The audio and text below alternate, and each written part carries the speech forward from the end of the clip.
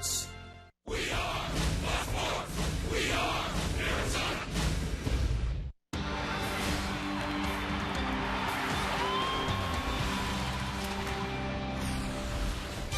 Weekend baseball in the great state of Arizona. It's interleague baseball. Glad to have you back with us here at Chase Field, where tonight it's game one of a three-game set. The Oakland Athletics have come to town. Skipper Bob Melvin, we all remember him.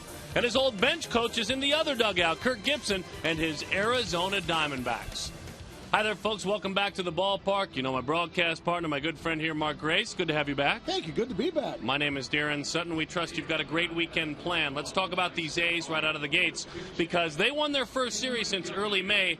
And here's the footnote. They did it against the Texas Rangers, taking 3 of 4. A big step in the right direction for Bob Melvin's club. A lot of people think the Texas Rangers are going to represent the American League in the World Series. But don't tell that to the Oakland A's. They went out and gave them a thumping, 3 out of 4 the last time they played. So they come in on a bit of a roll, Darren. They can pitch. The Oakland A's can pitch. They struggle a little bit with the bats, but boy, they can get you out. All right, now, Daniel Hudson is on the mound for the Arizona Diamondbacks. His motivation while he was on the disabled list, the reemergence of Ian Kennedy and the consistency, certainly, of Wade Miley all throughout this time. These two pitchers have inspired Hudson. His first 2 starts have been pretty good. Now, most certainly, the Diamondbacks needed a shot in the arm. They got it offensively, but you're not going to lose very many games when you give up 1 run in the last 2 games. And Ian Kennedy and Wade Miley were brilliant. And what that does, Darren, it takes a lot of pressure off the offensive players, and they swung the bats like that, like there wasn't much pressure. They were loose, they were free and easy, and that's why they were so good. All right, good to have him back. Good to have all of you with us this evening, and certainly glad to have interleague baseball, the A's. It's going to be a fun series, and the Arizona Diamondbacks. Aaron Hill did a lot of slugging in the American League when he was with Toronto. Tonight, as a Diamondback, he goes toe-to-toe with the Athletics. Lineups, and of course all the action right after this.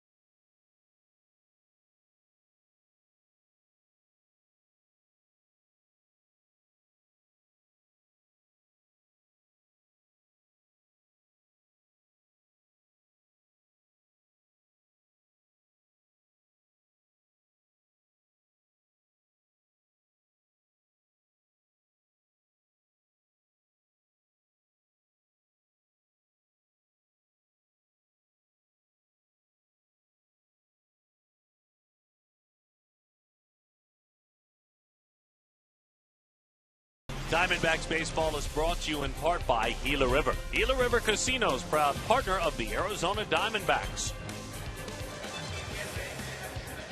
Welcome back to Chase Field. Roof opening here in downtown Phoenix. The Diamondbacks about to start the first of 12 games against American League opponents. It starts here tonight, this Friday evening, against the Oakland A's. Hi, everybody. Jody Jackson with you just outside the Diamondbacks dugout.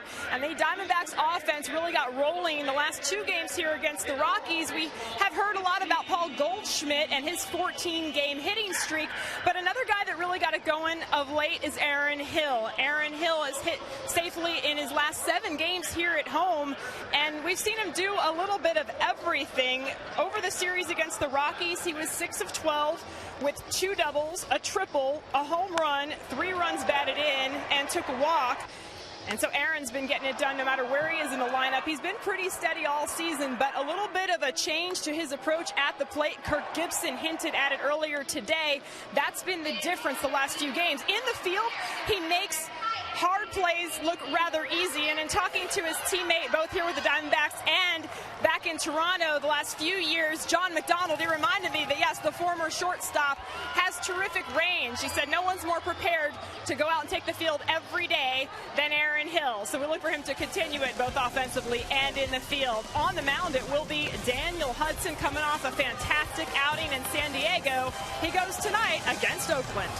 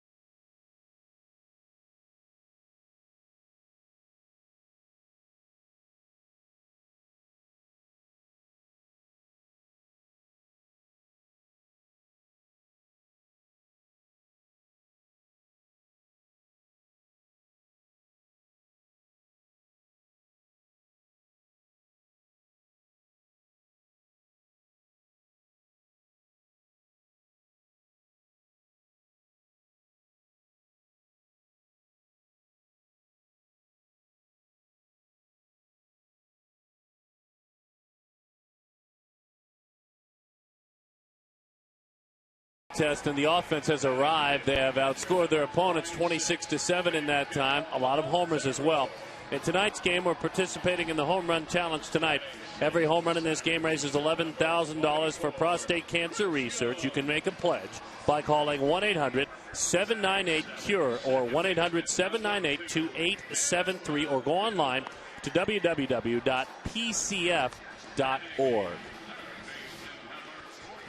Bob Melvin, good to have him back. He said, I've never come back as a visiting manager. Heck, I even worked for the team as a part-time employee before I got this job.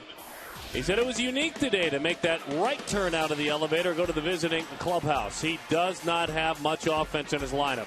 Jemiah Weeks, Coco Chris, the homers of Reddick, Seth Smith, former Rocky. It's Brandon Inch, Brandon Moss, Kurt Suzuki, and Cliff Pennington. Tommy Malone is on the mound. Now let's talk about Daniel Hudson, because in his last outing in San Diego, he threw 112 pitches. He was throwing as hard in the 8th as he was in the first inning. And it was good to see Daniel Hudson. Certainly a big shot in the arm since he has returned from that month off on the disabled list with the sore shoulder. I think he's answered any questions about his health, Darren. He sure is throwing the ball like he's healthy. Let's see if he can continue his role here this evening. Jemile Weeks has Ryan Roberts way in at third, and the first pitch fastball as we're underway is outside. 1-0 the count. Respecting the bunt ability of the younger brother of Brewers second baseman Ricky Weeks is Roberts. As that pitch is a strike. 1-1 to even it up. Weeks, and there's the speed of Weeks and what it does. He does have 10 stolen bases. That opens up some space on the other side. That one sails out of there. A fastball. 2-1 the count. Jemile hitting a little bit more of late, and that's exactly what Bob Melvin wants. In his last 12 games, he's been on base at close to a 400 clip. But still, overall this year, just 224 as he pops that one foul.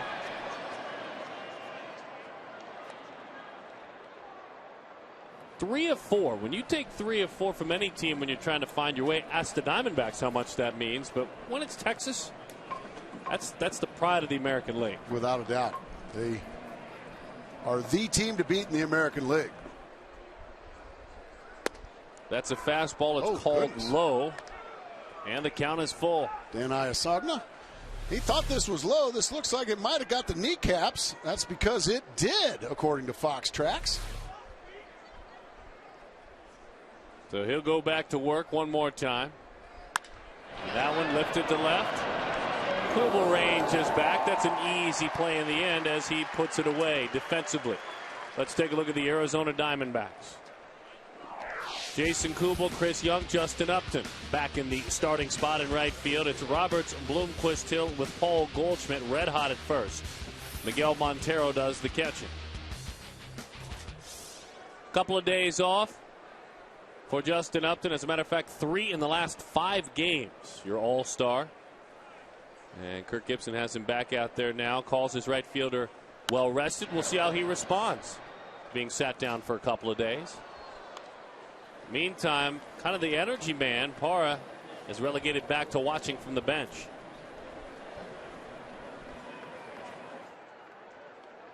Oh, and 1 the count on Coco Crisp. That's the thing when you... Every single night there's a very good player from the outfield sitting on the bench. There's Jason Kubel again. He's 2 for 2 in catching those baseballs here in the first inning, Darren Sutton. Can you tell I missed you? I got high energy tonight. I like the high energy. Thank you. We need the high energy. Thank you. Everyone's freshened up. You had your time off. We all had an off day yesterday, which was good, including the Diamondbacks. I think everyone enjoyed the off day, but maybe a red-hot hitter like Paul Goldschmidt. When you went on big streaks and you had an off day, would you rather be at the yard hitting? I never went on home run streaks like Paul Goldschmidt is on right now. But, yeah, when you're swinging it, you want to play double headers if you can when you're swinging it like he is. Speaking of homers, how about Josh Reddick? 14 long balls this season. He hits that one hard. It's a fastball diving down and away. And Reddick went and got it. Hitting 265. He's got 14 long balls, 10 of them solo shots. But that single right there with 2 outs has him on first. Just an impressive swing right there. He got a fastball he can handle and just rips it right out there into right center field for a 2-out base runner.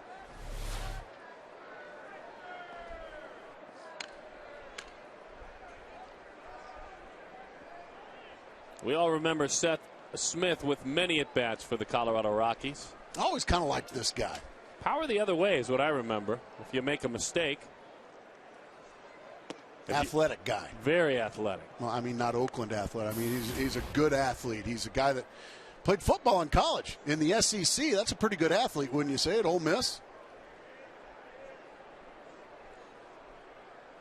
If you want to know who helped to carry the A's offensively through that series against Texas, he's in the batter's box right now. When the bad boys from Arlington, they come a visiting and you go 6 of 12 against them, and take 3 of 4 in the series, you've helped. Yeah, you're public enemy number 1 over there in Dallas, Texas. That's what Seth Smith did in this last series. Played a lot with the Rockies last year. There's his last 3 games, the role he is on.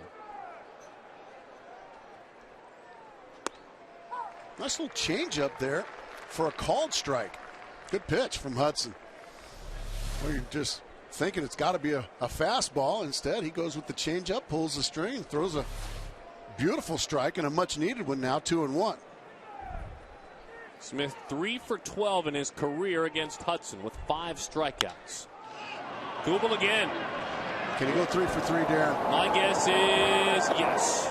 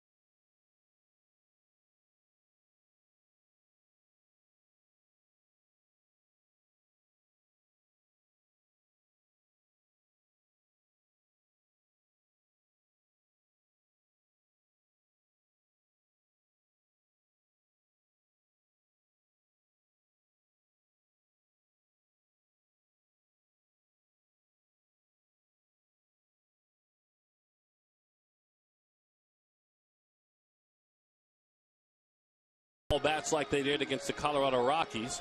Let's take a look at the starting lineup as brought to you by Mazda. Willie Bloomquist, Jason Kubel, Justin Upton. Then it's Paul Goldschmidt, Miguel Montero. Chris Young's the center fielder. Aaron Hill bats 7th. Ryan Roberts in that unenviable spot of batting 8th. And Daniel Hudson can hit, the Silver Slugger winner in the National League. Tommy Malone goes to work for the 12th time this year. Numbers pretty respectable for the left-hander. 6-5 at 3.53 ERA. They tell us not overpowering. Oh no, not overpowering at all. But a guy, he's just a slick left-hander. He can pitch inside to right-handers. Anymore, it seems like a lot of left-handers need to do that. But there's your fastball. You're going to see it hang around anywhere from 85 to 89 miles an hour. Got some good off-speed stuff and good command. Willie Bloomquist, down the line it goes, into the corner, foul ball. Chasing was Reddick, continue to follow that baseball. It is foul, and I mean just foul. Well, just an inch or 2 foul from being extra bases for Willie Bloomquist. You see him slice it to the right side. Can it stay fair? Boy, just an inch, maybe. Good call by Tim McClellan, the first base umpire. Unfortunate call for Willie Bloomquist. Well, I tell you, Willie, when you go back about 2.5 weeks, there are not many hotter shortstops offensively as that one bounces in there. Willie, since May 15th, is hitting .397. Has that average up close to 300.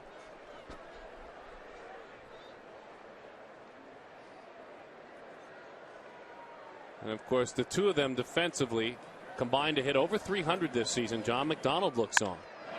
Fly ball center. Coco Crisp is there, and he puts that one away.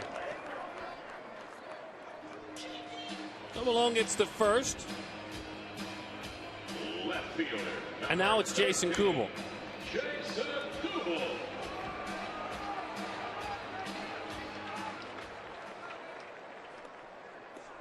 Every time a Diamondback player knocks one out of here, Fulton Holmes donates $150 to the Central Arizona Mountain Rescue Association. And they're swinging it on around. They're playing 3 defenders between first and second for Kubel. Which tells you that Bob Melvin and his staff, they think if there is going to be a ground ball that Jason Kubel, his ground balls are to the pull side. Now, the outfield is almost straight up. But there's your 3 infielders on the right side. One rover in Jamil Weeks. Kubel drops that back shoulder, hits a high fly ball into right center. Just shy of the track. Reddick is there. Boy, I mean, he just got under that one. He saw it well. Yeah, that's frustrating if you're Jason Kubel. You get a 2-0 fastball in the middle of the plate, and you are just a millimeter underneath it. I mean, that is center cut. Right down the middle, and you just miss it.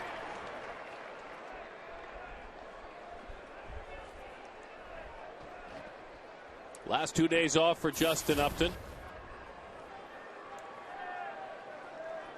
0 for 4 in the series. And he takes that one to the right side. A breaking ball off the end of the bat. He didn't waste any time, did he? First pitch he's seen in a couple days. He went to ripping at it. Upton with 4 hits in his last 28 at bats, so it's been a tough go for him. Fastball in on his knuckles, pops it into right center field. There's a Texas leaguer for Justin Upton. That's good to see, Justin Upton. Didn't hit it all that hard, but you don't need to when you're so big and doggone strong. Outfielders have to play you deep, so that allows hits just like this off his fist to fall in front of the outfielders, and it's a 2-out base hit.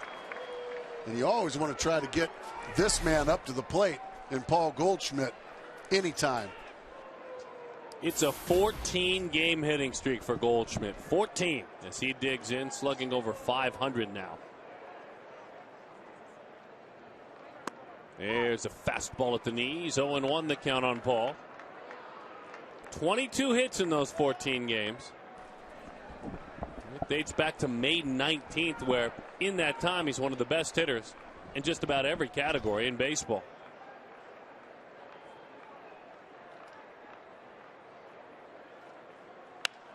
In on his hands, is it back-to-back Texas leaguers? You betcha. Upton looking to go first to third. He draws the throw, which is cut off. Sometimes it's better to be a little bit lucky than good, though. I think Gracie will tell us both those pitches were up. That's exactly right. We've said that many times over the years, Darren. Yeah, you break your bat, but because the pitch is thigh high instead of knee high, that allows that ball to be lofted out over Jamil Weeks and out in front. If that ball's down, it's a broken bat and it's a ground ball. Justin running the bases hard. You always expect that. Expect it and enjoy it. Love watching when he gets turned loose on the base paths. All right, so an opportunity for Miguel Montero. That's a 15-game hitting streak. We were just speaking of it at 14. That's starting to get into something to talk about now. 15-game hitting streak, that's good. And it's a bunch of hits. 23 hits now in his last 15 games. Montero takes a pitch that's low and away. Boy, Kurt Suzuki caught that ball almost like he was crossed up. Like he was going down to block it, and it never bounced.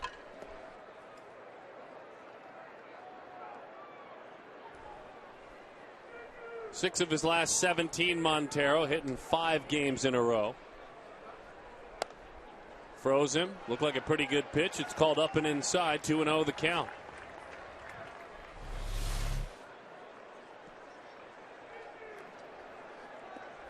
Pretty good pitch, as you said, Darren. Didn't get the call. Big shift to pull for Montero, too.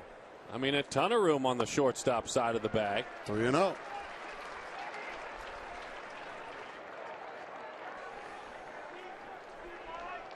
Bob Melvin, more so even than when he was here managing in Arizona, moving his infielders around more than we're used to seeing. Ball 4. Well, he walked him on 4 straight. That's hard to figure there.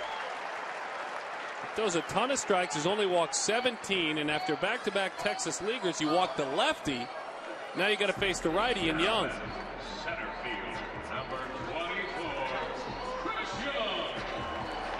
And Chris Young is a guy that in the past, Darren, the last thing you want to see if you're an opposing left-handed pitcher is this guy up with the bases loaded.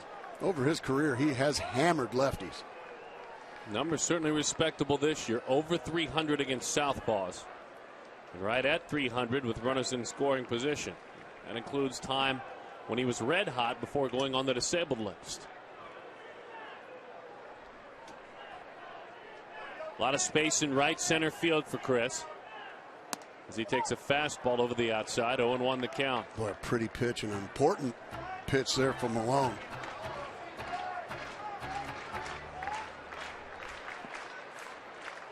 A team that would lose a lot of confidence with their offense if they got down early. That's these A's.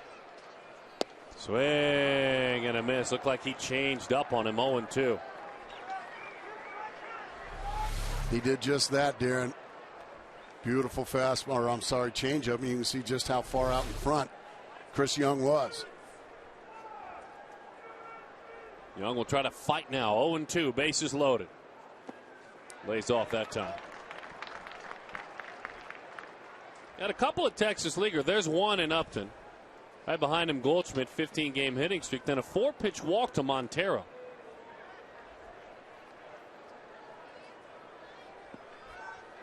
And a plate full of good eating for Chris Young.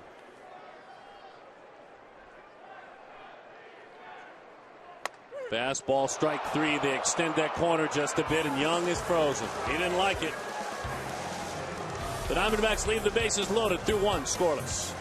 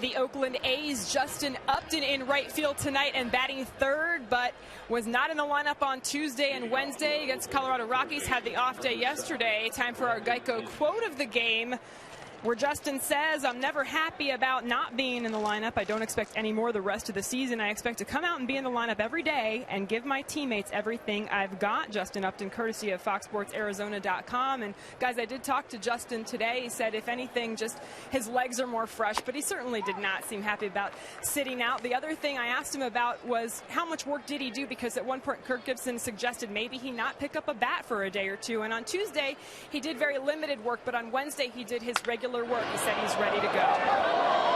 Thank you, Jody. And we will obviously be watching very closely, as will Arizona fans, these next couple of days for Justin Upton, with hope that he gets it going to where he was last year when he finished in the top 5 of the MVP balloting and was a big part of the reason the Diamondbacks won the West.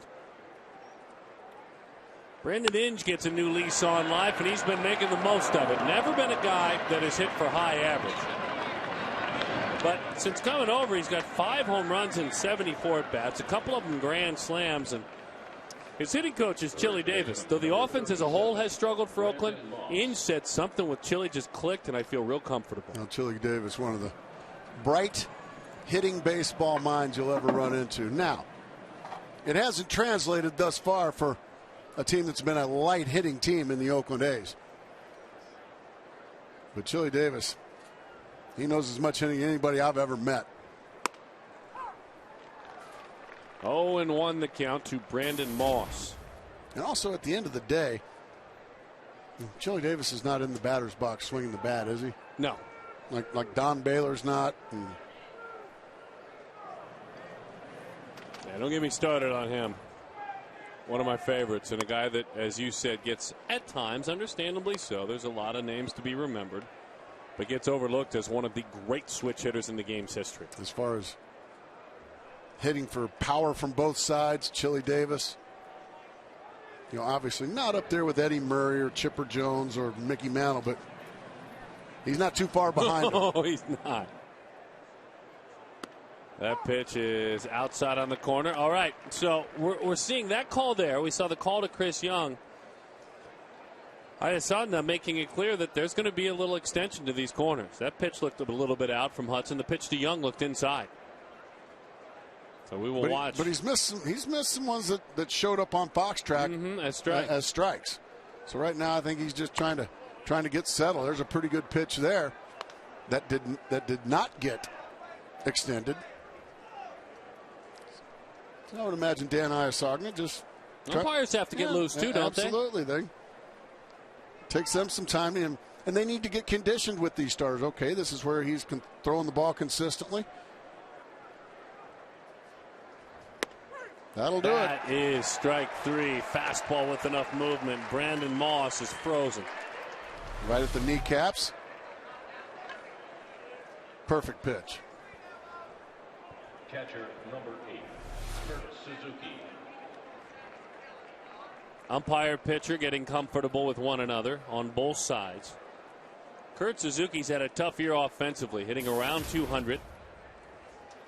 Without a long ball, he's driven in 15, the former All-American out of Cal State Fullerton.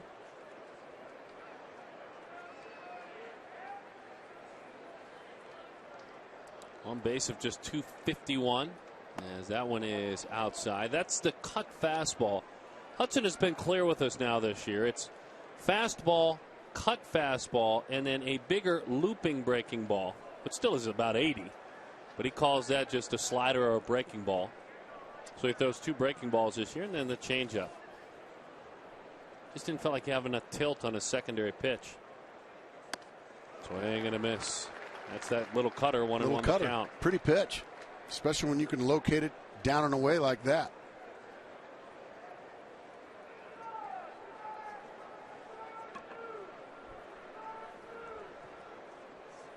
Suzuki, it's been a long time since he's knocked one over the boards. It's on a 59-game run dating back to last year. Knocked one out against Detroit at home on September 15th. 2-1 the count. Almost looked like he threw that one sidearm. Yeah, he just dropped down a little too low and just yanked it right across the dish.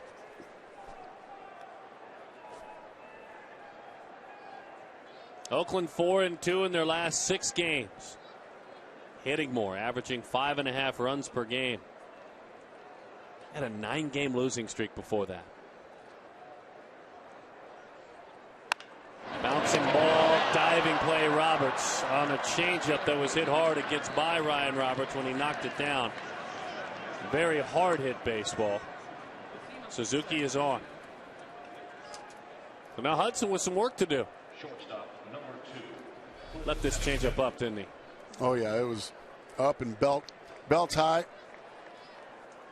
Roberts knocks it down, saves a run, and keeps the double play in order.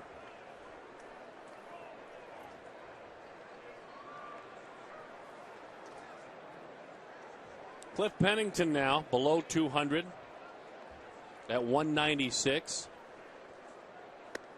That angry fastball misses outside. 1-0 the count. Now he's mad at himself. Yeah, Hudson will throw some angry pitches. We all know that about him. And by his own admission, sometimes a little too angry with his pitches.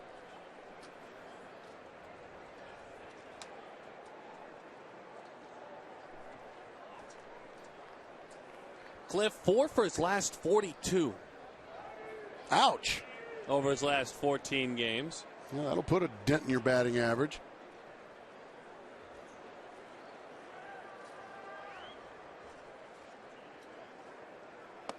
Ball 2. Exactly. Miguel Montero knows, hey, as does Aaron Hill. You know, my pitcher's out there starting to get a little upset with himself. Okay, I need to settle him back down. Good leadership there by Montero and by Aaron Hill, saying, hey, then you have to keep an eye on Hudson. You don't want him to get it. You don't want his temper to get the best of him.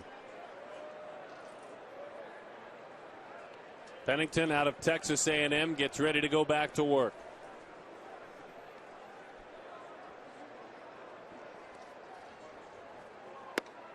Two and one the count.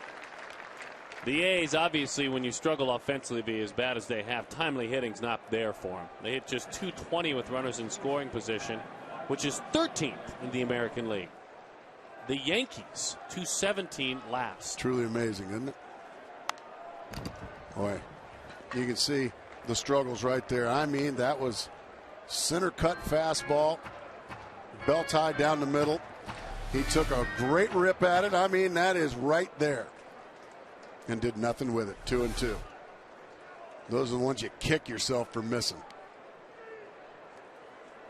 Hudson looking for a double play. He's rolled up 6 this year. That's outside. Daniel kind of looking in this approach now like he's trying to strike him out. Oh, sure. Decision time for Bob Melvin. Does he send the runners here? What do you think? I think if you do send the runners, you're showing a lot of confidence in a guy that's 4 for his last 42. But let's see. They do not go. It's a hard hit ball, but it's a foul ball. Another changeup he left up that he got away with that time. Left the one up to Suzuki, hit it hard. That one he left the belt tie down the middle to Pennington. He's going to get himself in trouble if he keeps leaving changeups up there.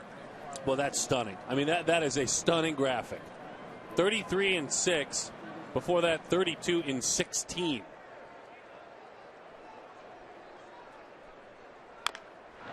We'll do it again.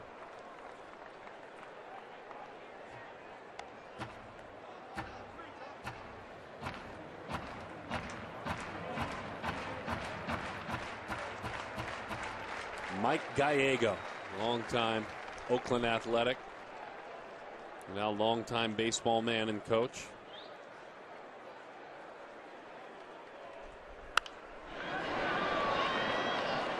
I'll tell you what, Pennington's putting a tough at bat on Daniel Hudson as we speak.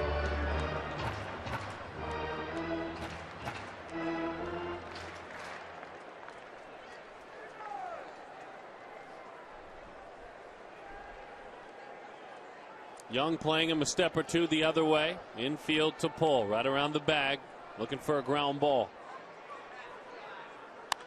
Spoiled a good pitch that time. That was the best hang around right there, the at bat. 96 miles an hour on that fastball from Daniel Hudson. Is right on the outside corner. A lot of credit to Pennington right there. He's really making Daniel Hudson work. Not having an at bat like a guy hitting 196. In on the hands, down the line it goes, it's down. Looked like he ran that cutter in. 1 run is in. And Cliff Pennington puts a long at bat on Daniel Hudson. Picked on a cut fastball that he could handle, and he drives in a run. His 11th RBI of the year, and the A's strike first, 1-0. Well, he just wore Daniel Hudson out. Not a bad pitch. Inside corner that time. Boy, you foul off a nasty pitch on the outside corner. Now you throw a pitch on the inside corner, and he gets you. Boy, Daniel Hudson, you hate to tip your cap to 196 hitters, but boy, you wore him out right there. Diamondbacks going to play their infield in now with the American League pitcher up at the plate. who can hit, by the way. Hit all through the minor leagues, 1 for 6 in the major leagues. As he fouls that one off. His one hit in the major leagues, a homer. Who'd he get? He got Dylan G last year. Oh, for the New York Mets. When he was a member of the Washington Nationals. Maloney coming over in the, or Malone, I should say, coming over in the Gio Gonzalez deal from Washington. So he got him for a 3-run homer. Wow. Belt high fastball for strike 2, 0-2. And in his minor league career, he's a .273 hitter.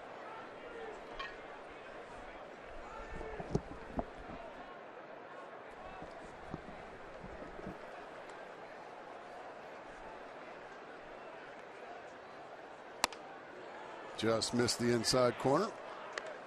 Ball 1.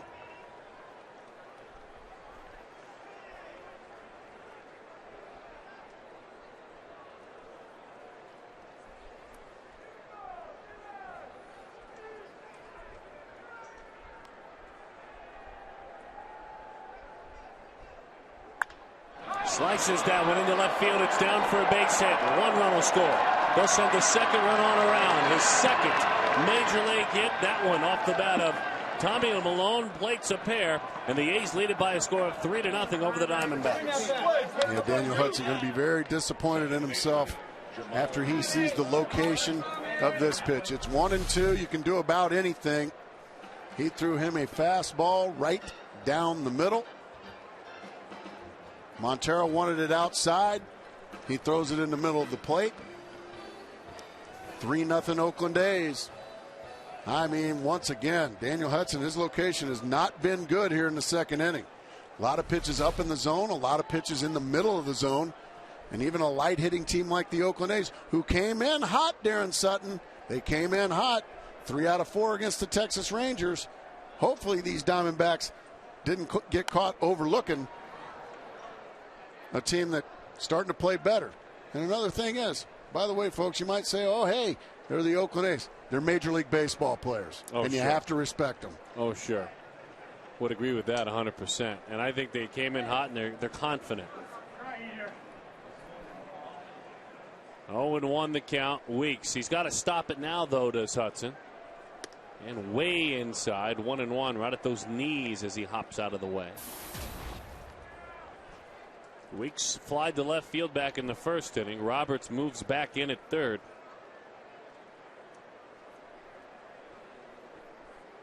And there's Ryan way in, just in case.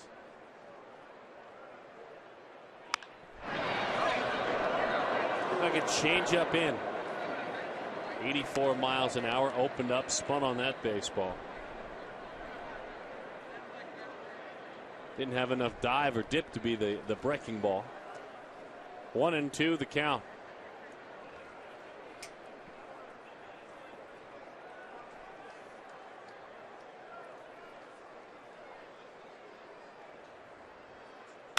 Weeks slaps that one to left. Kubel picks it up and puts it away for the second out of the inning.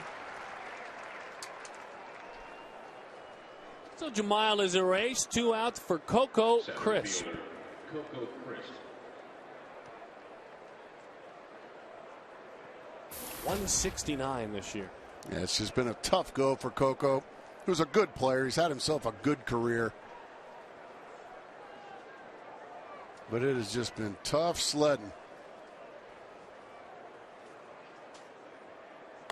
Change up. That's a much better change up. That one had some dive to it, some good action.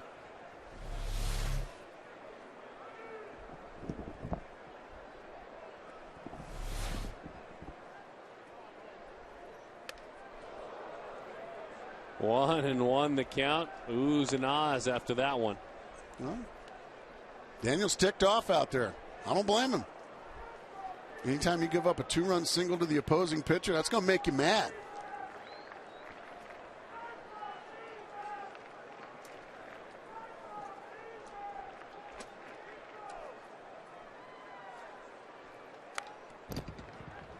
Bell tie, 93 miles an hour, fouls that one back to the screen. A lively fastball.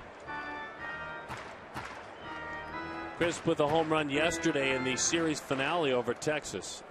and worked with his psyche a little bit in a good way. He was 0 for 16 before that.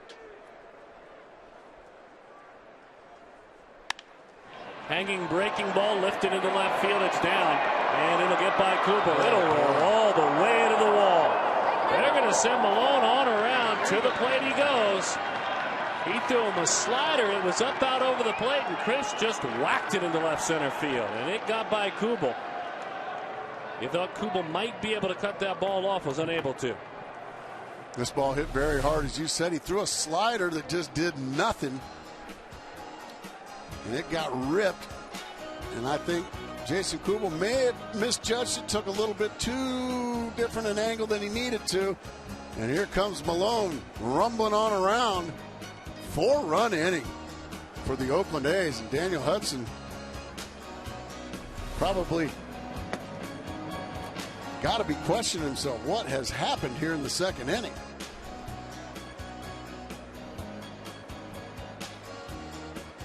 At the plate, right fielder, Josh Reddick.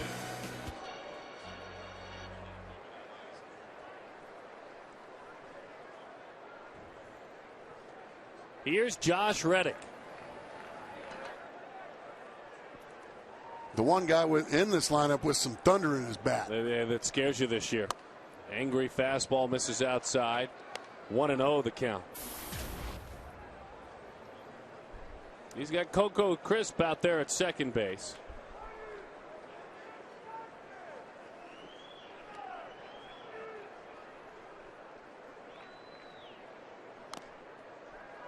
Change up there to even it up at 1-1 the count. So Reddick, he singled back in the first inning. He's got 19 hits in his last 82 at bats. That's about a 225 clip. But a lot of them are extra bases.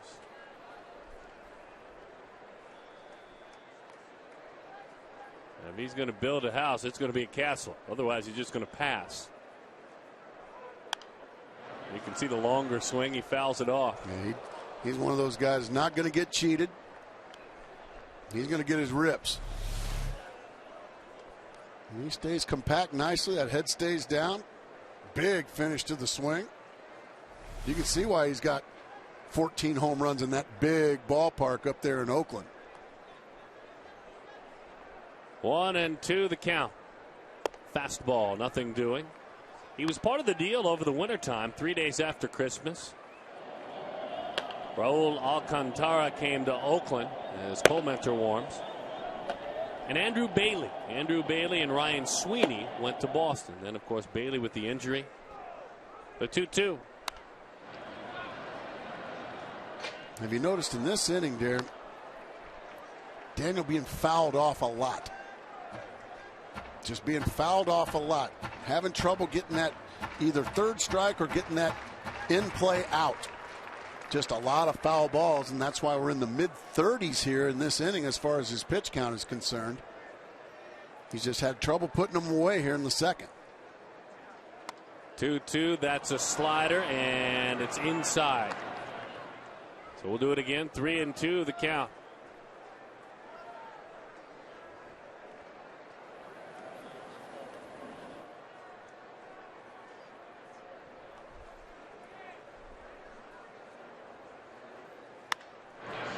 Change up, fly ball, center field, it's down. Reddick picked that one up, kept his hands back long enough to dump it in front of Chris Young, who has to play deep based on the power. But Reddick again, 2 hits on the evening, both of them singles. This is a changeup, but he beat it.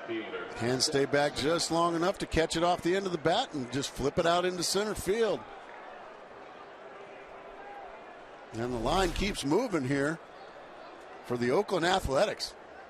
Very impressive. They're finding out right now, is Josh Coleman ready? And if the answer is affirmative, I would imagine Kirk Gibson's going to come out and get Daniel Hudson, which would be surprising. As well as he threw the ball in his last outing, but Josh has been throwing for a while. But it looks like Gibby's going to stay with his starter. Here in a 5-run inning for the Oakland A's. 41 pitches this inning. 55 overall in the contest. Here is Seth Smith. Rocket shot, but foul on a fastball in. 0-1 the count. Smith, the 9th Oakland Athletic to hit in this inning. This is a club again. Gracie said it very accurately.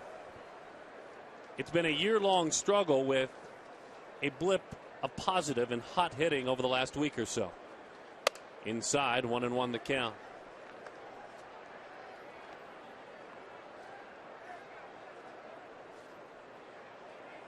There are 197 runs scored coming in, the lowest total in the American League.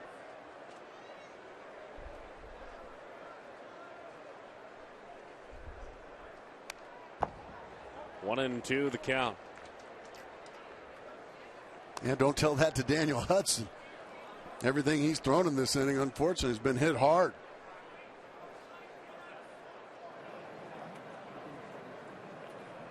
Bob Melvin loves getting a little bit of offense. He loved his last 4 games against Texas. The 1-2. Once again, another foul ball.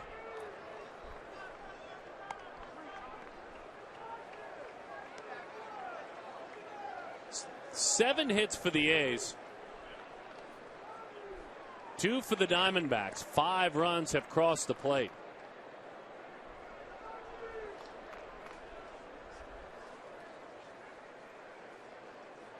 Broke his bat, base hit, right field. Hustling to get to third is Reddick. He will move on in there. And you can say that one is bad luck. You'd be right. But to be fair, the Diamondbacks had a pair of Texas leaguers in the last half inning. Well, it was the same story as the Diamondbacks, Darren. That pitch was up in the strike zone. Yeah, he broke his bat. Gibby's going to go get him. He's on his way out right now. He's going to go get him. Well, Daniel Hudson has to be beside himself that he couldn't get through the second inning. And you got to give the credit to these Oakland A's. Boy, that's their 7th hit of the inning.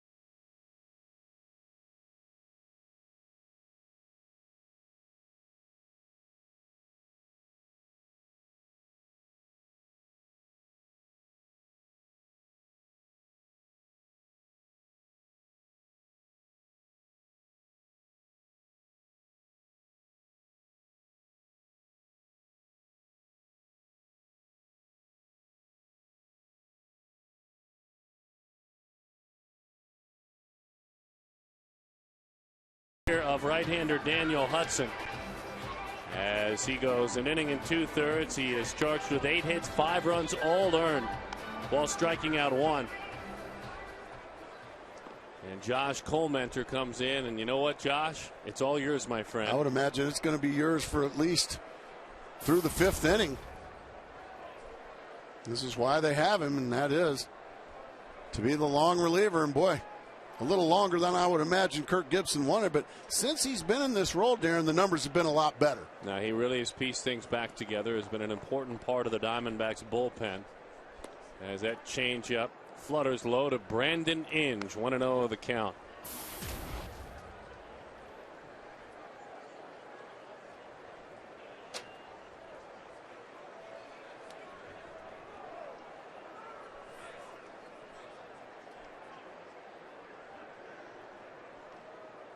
Good change. You bet that's a strike. 1-1. Missed with the first pitch changeup, came right back with it, and right on the button with it for Josh. That's a shell-shocked man right now. That's never happened to him before, has it? No, it hasn't.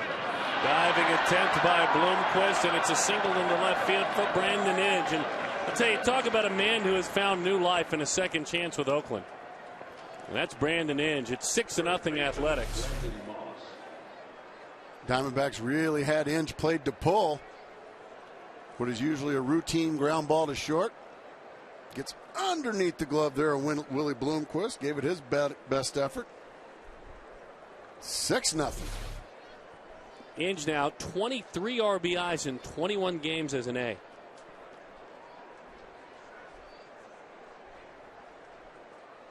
Four RBI games. 5 times Inge already as an A. He had 4 RBIs in 10 of his nearly 1,500 games as a Tiger. Yeah, it's been a strange season for Inge over in Oakland. It's about 5 really good games and the rest nothing. Well, he's the kind of guy that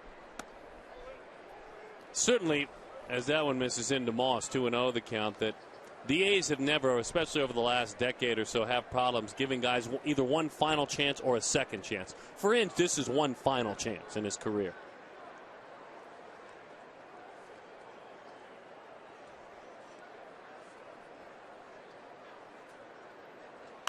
A little chopper.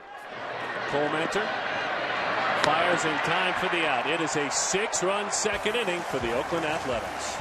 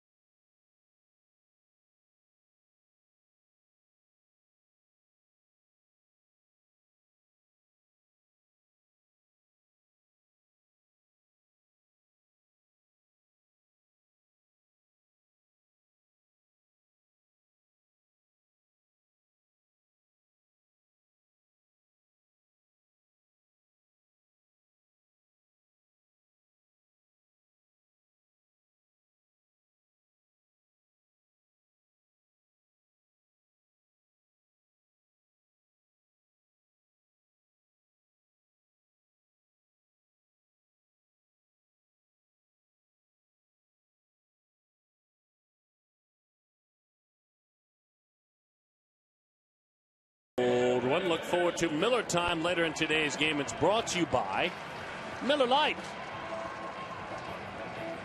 So the A's starters are starting pitching in that series in which they took 3 of 4 against Texas. In the 3 wins, worked 23 innings and gave up just 1 earned run.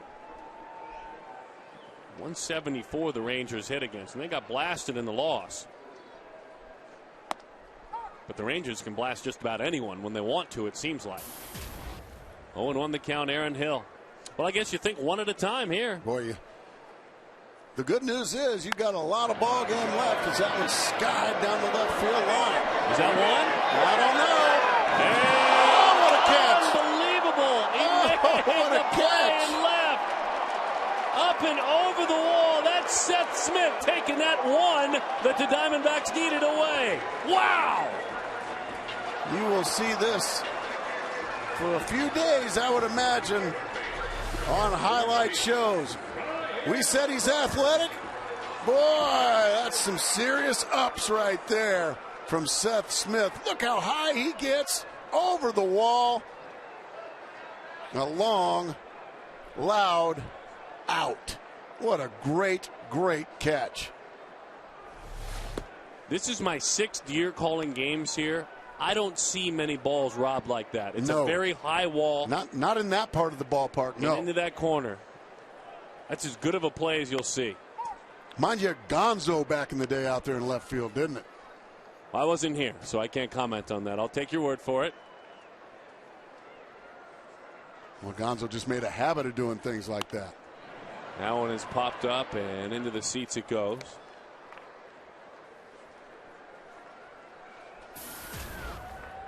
You know, out in the dead left field part of it, you see a lot of. I've seen over the years plenty of home runs get robbed, but that's a much higher area of the fence down the left field line. That bullpen wall is tall, folks.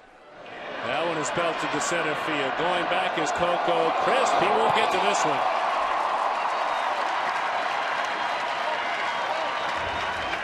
He won't get to it, and he should have caught it. It was a well-struck ball. He stopped that ball, bounced twice up against the wall. He stopped on that ball. Give this a look. What are you talking about? Give this a look. This ball hits right at the base of the wall. Give this a look. All right, it did. I was wrong. I thought it got it. Well, you are down 6-0. You just become a curmudgeon, don't you? Well, of course I do. What's the matter with you? That ball was smoked. I'm not saying it wasn't smoked. That ball was crushed. You're saying Coco's got to catch that. I was a little upset at Coco. Holy mackerel. You just keep hitting balls like that, Ryan. Now, Ryan, actually, it's been fun to watch him. Last week and a half or so, he's starting to regain some confidence, and the numbers are showing it. Robert's now 4 of 10 on this homestand. The ball one hopped the wall.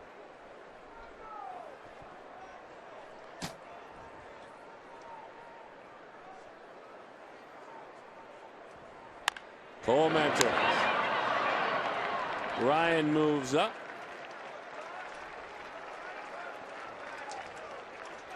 And Willie Bloomquist with a chance now. Ryan Roberts on third base. He doubled on a play that Darren thought it should have been an error. It's Willie Bloomquist. Ball off the wall.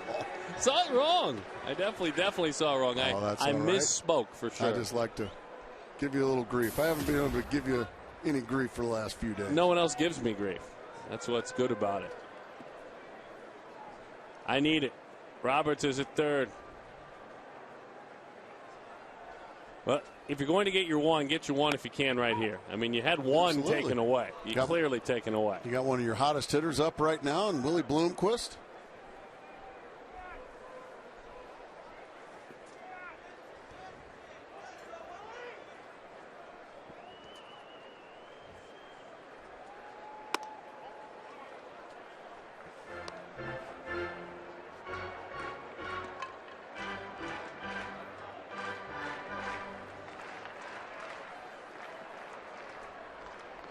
Willie hitting .371 with runners in scoring position. Puts him in the top 10 in the National League. We got him to chase one up around his neck area. 1-2. Malone has never faced the Diamondbacks. Malone's one of those guys that pitches really, really well in Oakland. And thus far this year, really, really poorly anywhere else. The numbers are very dramatic as that's a little chopper into center field. There's one. Willie Bloomquist with an RBI, and 2 out RBIs hurt. One of the better hitters in the National League with runners in scoring position is that man. Well, that's what you want to see. You need to see a run here, a run there, and just battling here, putting the ball in play. Didn't hit it all that hard. 1, 2, 3, 4 hops. But yet it still gets through the infield. And by just battling and putting it in play, a big 2-out run. Here is Jason Kubel. That looked like that ball rolling to the wall over Coco Crisp's head there. Well, no, Darren, it hit right at the base of the wall. Boy, did I misread that poor one. Coco can't get a break. My apologies, Coco. I saw that live poorly. 0-1 the count. Outside. Anytime. You know, let's see what Darren saw. I don't know what I saw. He says that ball's got to be caught. Some reason I saw, in my eyes, Chris 2 steps shy of the track and the ball hitting on the track. Hang in there, like Coco. It was Big Adam Dunn out there. The 1-1. I can't get enough of Big Adam Dunn, but I'll tell you what, Chicago White Sox fans can't get enough of Big Adam Dunn this year at the plate. What a turnaround he's made. Jason Kubel, meanwhile, he'd like to do some Big Adam Dunn from the left-hand batter's box here.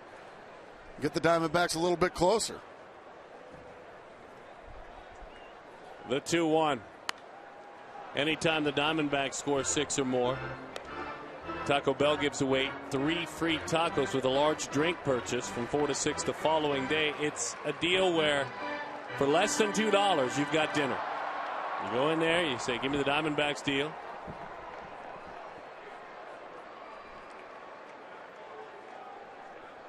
Big shift for Kubel. Belts that one, well struck toward the balcony in right center field. That one is out of here.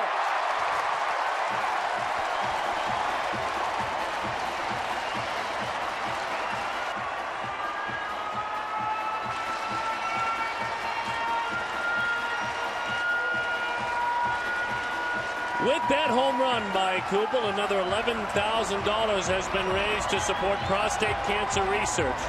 To make a donation, call 1-800-798-CURE or go online to www.pcf.org. That ball was crushed. Way out of here to center field, just to the right of the batter's eye. Jason Kubel hammers a 2-out, 2-strike long ball to center field. All of a sudden, well, Mr. Sutton, we got ourselves smack dab in the middle of a slugfest. That ball is just blistered off that back wall. Yeah, those Diamondbacks starting to feel a little life. Swapping field goals here at Chase Field. Fulton Holmes homer, by the way, another $150 to the Central Arizona Mountain Rescue Association. Also, something to be encouraged about, folks at home. This is 3 runs scored here, all with 2 outs here in the bottom of the second inning. The A's did it in their half. They got a bunch of 2-out hits to put 6 on the board, but the Diamondbacks, boy, 3 heartbreaking runs if you're the Oakland A's here with 2 outs. 1-2 the count. Just off the plate. I'm thinking Chris maybe could have caught that ball, though.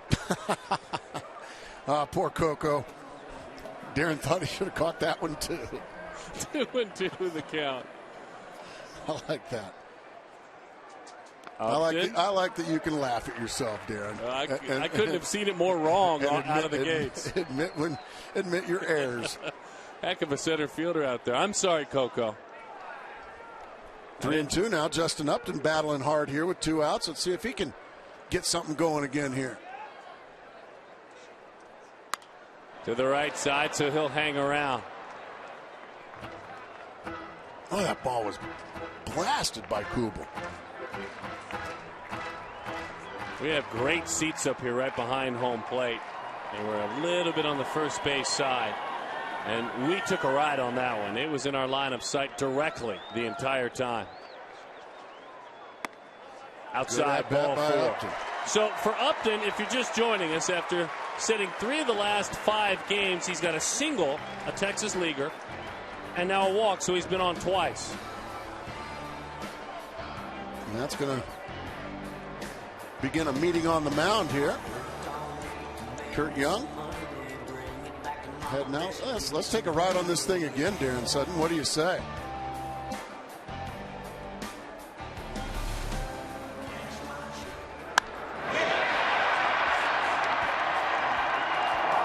Just to the right of the batter's eye, way back there.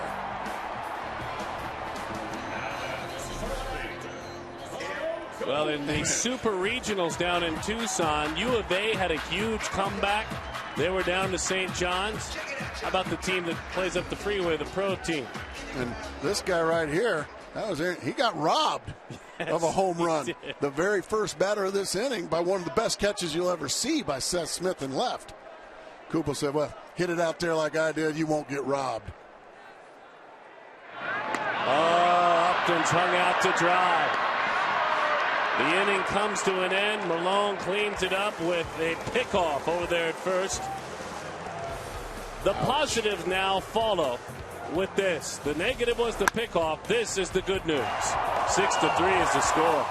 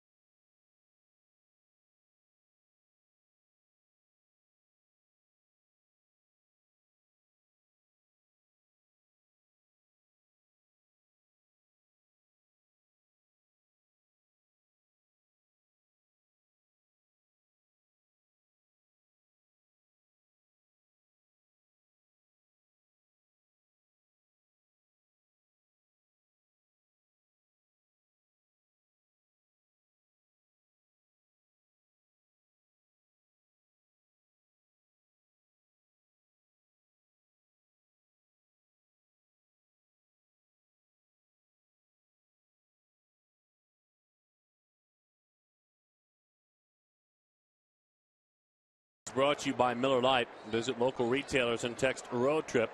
Do it to the Miller Taste Team at 620-620. It's your chance to win one of 3 interdivision rival flyaway trips this summer.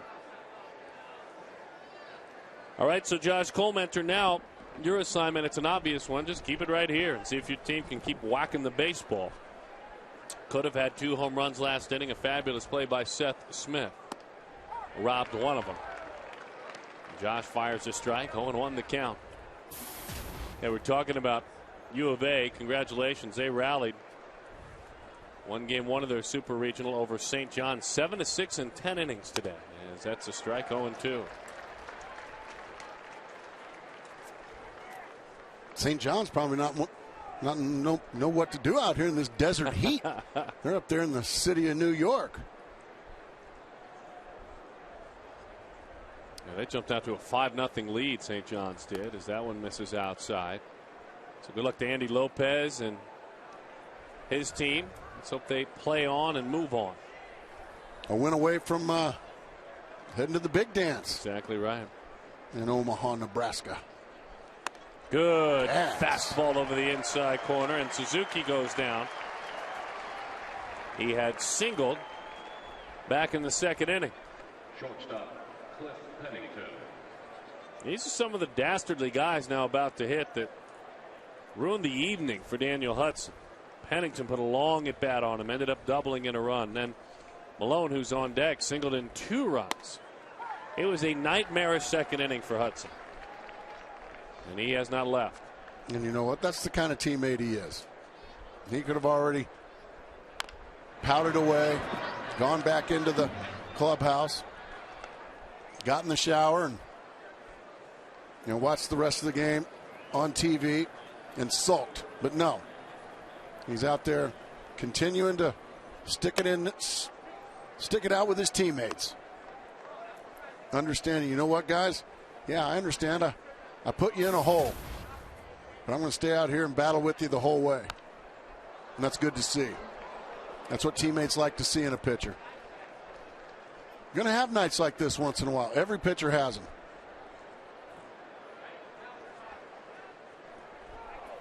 but your teammates appreciate that. Gas. Back-to-back strikeouts to start the inning.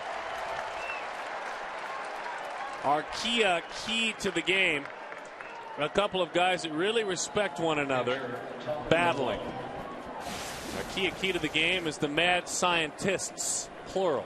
Mad scientists. Now we remember we used to have the original mad scientist. Well, yeah, that was Bob Melvin. And his bench coach was Kirk Gibson. Ah. Well, Kirk Gibson, he of the 800 different starting lineups already this year. Oh, great point. Yeah, he's got some potions. So these are a couple of mad scientists doing battle here. 0-2 the count. I mean, beacons and Bunsen burners in the back. But isn't plural for scientist like scienti? Well, I'll leave that one to you. If that's what you think it is, then I'm asking. I'm not telling. I'm asking. Well, I can't answer that question. Okay. Mad scienti. There's no way that's correct. There's no way that's correct. Sounds like you're saying Matt Manti. We love Matt Manti, one of my favorite teammates. 2-2 the count.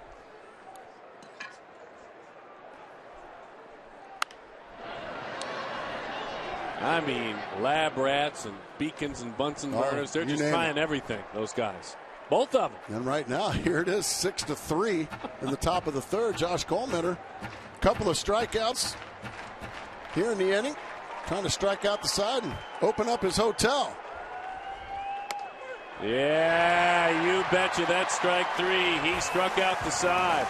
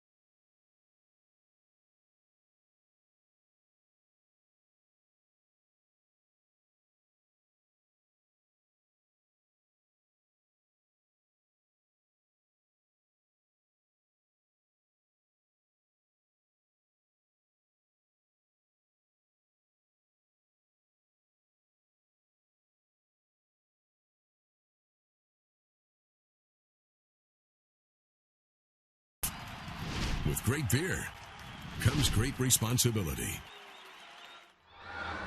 And welcome back here in the third inning. A's lead the Diamondbacks 6-3. Jody Jackson with you. The two managers going head-to-head tonight. Mutual respect there, a great friendship there. Bob Melvin, of course, the former manager here. Kirk Gibson, his bench coach. And I talked to Kirk Gibson before the game about what was the biggest thing that he learned from Bob Melvin when he was with him. He said really just the game day, going through it all, the organization, the details. And obviously he followed Bob Melvin around every single day and was able to learn how to go about that day. And then I asked Bob Melvin, have you seen him yet today? He said, yeah, actually we drove in together. I said, is that strange driving in with the opposing manager? That's something you don't hear every day. And he said, I needed a ride. And so with these guys, it obviously transcends baseball. They have a friendship there. Kirk Gibson, he didn't really own up to coming into the ballpark with Bob Melvin, but he said, you know what, I'm happy to see him in the spot that he's in now in Oakland. Very proud of him. Yeah, Gibby's not going to give an inch, Jody. That's good stuff. Bob Melvin had an interesting thought on managing against Kirk Gibson in this time. Remember, they managed against one another last year in a series in Oakland. But in the Oakland dugouts, you can't really see the opposing manager, the way it swings real wide. Right. Melvin said, I'm going to be a little more uncomfortable just looking across at him all the time. And kind of pick his brain while he's doing the same. He said, I'm going to try not to catch his line of sight very often.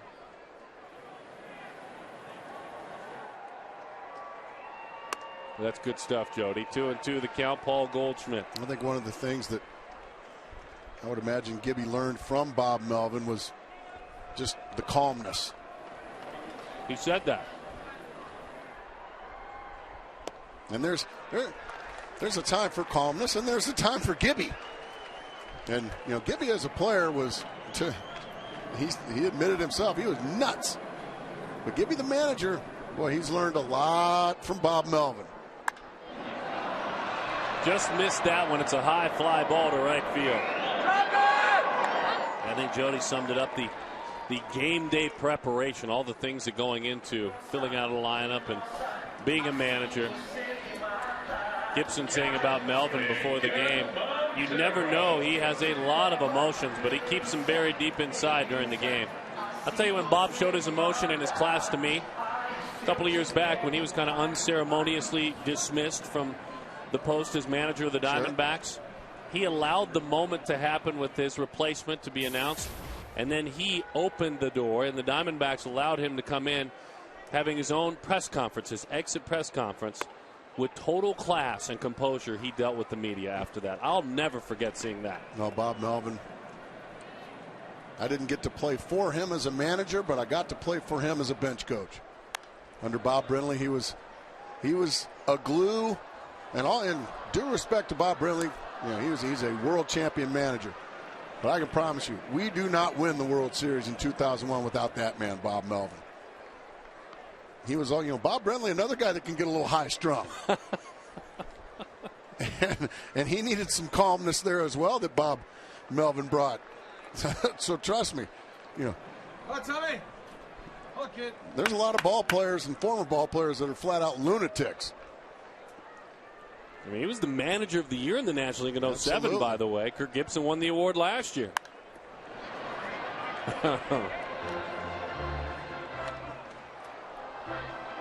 2-2 the count.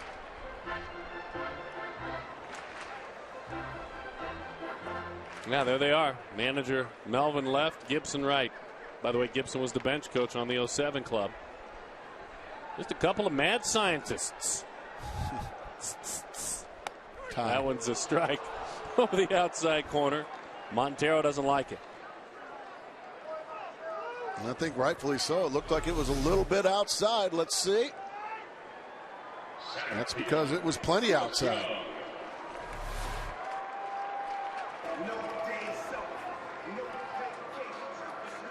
And the Diamondbacks had it going, lost some momentum with that pickoff to end the last inning. Josh Colementor came out and just fanned the side. And you had hoped that maybe that would restore that momentum, get it right back. But credit Tommy Malone, he's come out and gone right through the dangerous Paul Goldschmidt, the dangerous Miguel Montero. Now he's going to take his chances here with CY. And Chris is on the move. Down the line it goes.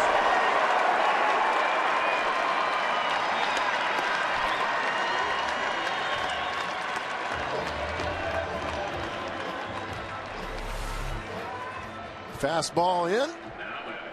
And he just rips it right by a diving Brandon Inge. This is where the Diamondbacks did their damage in the second inning when they got 3 runs, all with 2 outs. Aaron Hill probably wants a little bit of revenge. He was robbed on one of the better catches you'll ever see in his first at-bat.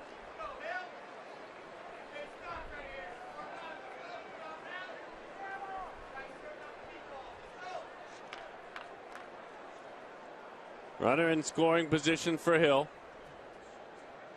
Inside, look out, Chaz Roberts air conditioning, cool play, and it was cool. Seth Smith. Unless you're Aaron Hill. No, no doubt. About as good as I've seen here, though.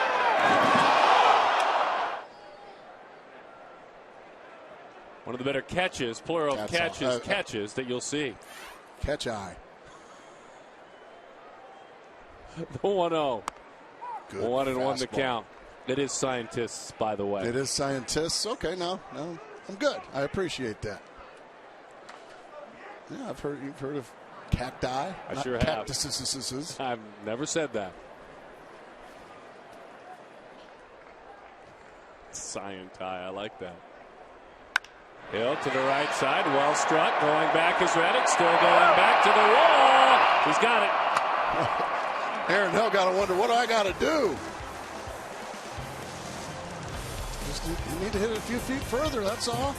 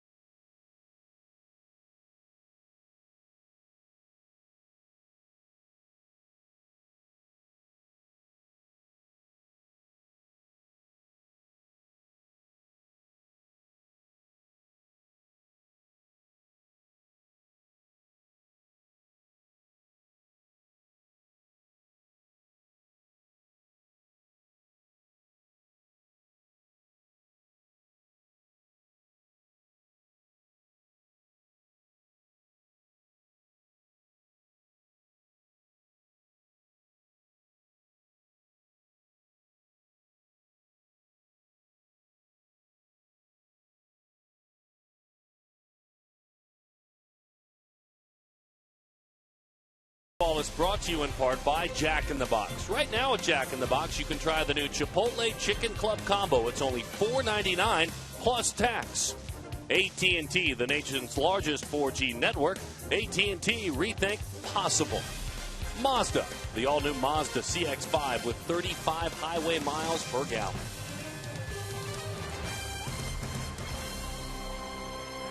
Josh Colmenter goes right back to work. Trying to keep it right here. 1-0 the count as he misses outside of Jemile Weeks. And that one a fastball that dips over the outside corner.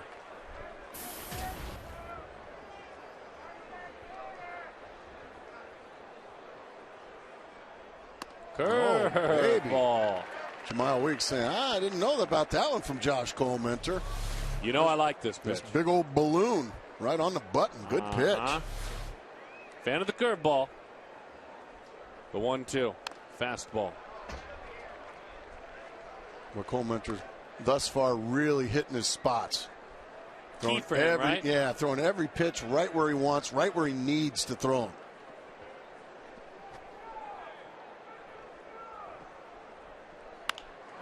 Into the hands and a little flip. Just ate him up. All by that big balloon curveball set up the fastball in. Absolutely, that curveball. Center fielder, Coco Crisp.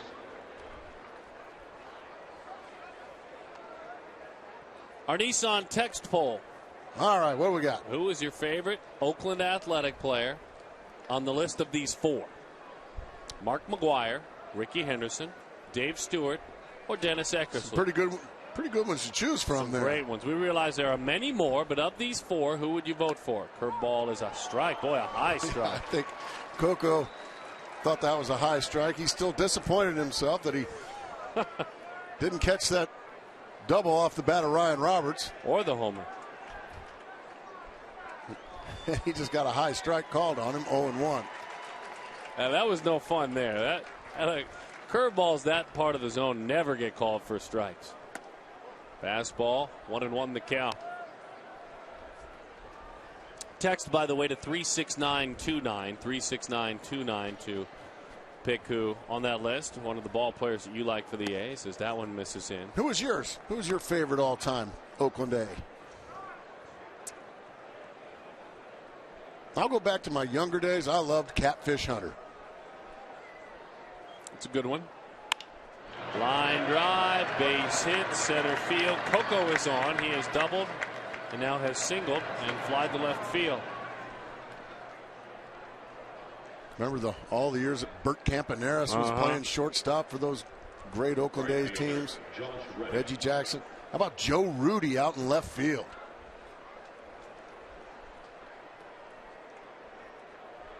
Sal Bando, Reggie Jackson. At third, Reggie.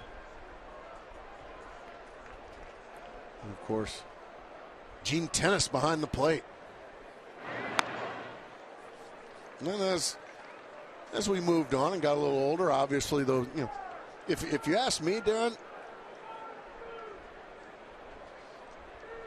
I don't know, has there ever in the argument of top 5 players of all time, I have to throw Ricky Henderson in there. I knew you'd I have go there. to. Scored more runs than any human being to ever play the game of baseball. That was going to be in my initial answer, even including all the greats from the 70s. I think Ricky Henderson would be my answer. That's who my answer would be. And whether he was your favorite or not, he had some flair to him.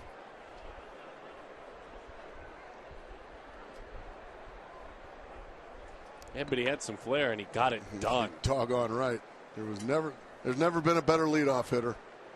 Like I said, top 5 players of all time. That including Babe Ruth, including Hank Aaron, Willie Mays, all the ones that always get said when you're hanging around in a tavern and you having the conversation about the best player of all time. Ricky Henderson, in my mind, has got to be in the conversation. Yeah, it was a pleasure to watch him play baseball.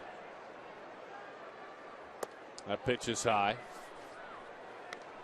1-0 the count to Josh Reddick. And of course, the New York Mets would be a good choice. For all our friends at Deadspin, yes, absolutely.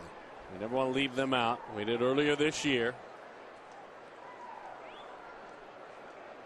So vital for Cole Mentor to hold down the fort for a couple more innings. In on the hands, high fly ball to the corner it goes. Poking around that foul pole and foul. Oh.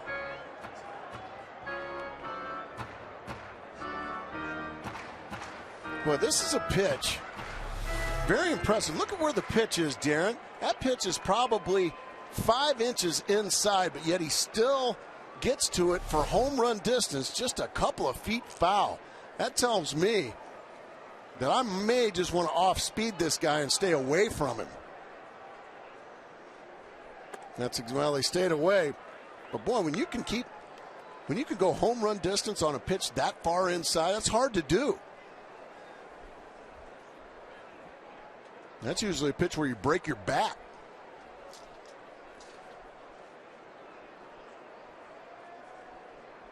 Outfield playing him to pull a step or two. You're talking about Cole Mentor as a reliever. A 1.88 ERA as a reliever for Josh. He had an ERA of nearly 10 as a starter. A ton of strikes. Hardly any walks. He's been very effective. Change up. Yeah, he stayed off speed that time. You know, usually the hitter will tell you with his swings what he's trying to do, what his game plan is. And I would imagine Miguel Montero and or Josh Cole Mentor, once you're able to go home run distance on a ball that far in, well, you're cheating inside. If you're Reddick, and well, they went away from him with the next pitch and then went change up with the next one. Let's see what they've got in store. Now might be the time to go back in there. Now they're going to go back away. 2-2. Fastball away. Really just all he could do was spoil it. He was not on that one. It was very well located. That ball was on the corner. That was a pitcher's pitch. So watch where the ball goes. That's perfectly executed on the outside corner by Colementor. So pretty good hitting right there by Reddick. When you're able to cover that pitch and yet that pitch we saw inside, well, now all of a sudden you've got a pitcher scratching his head. My gosh, where do I throw the ball on this guy? Does he dare try one of those curveballs? It's his distant third best pitch.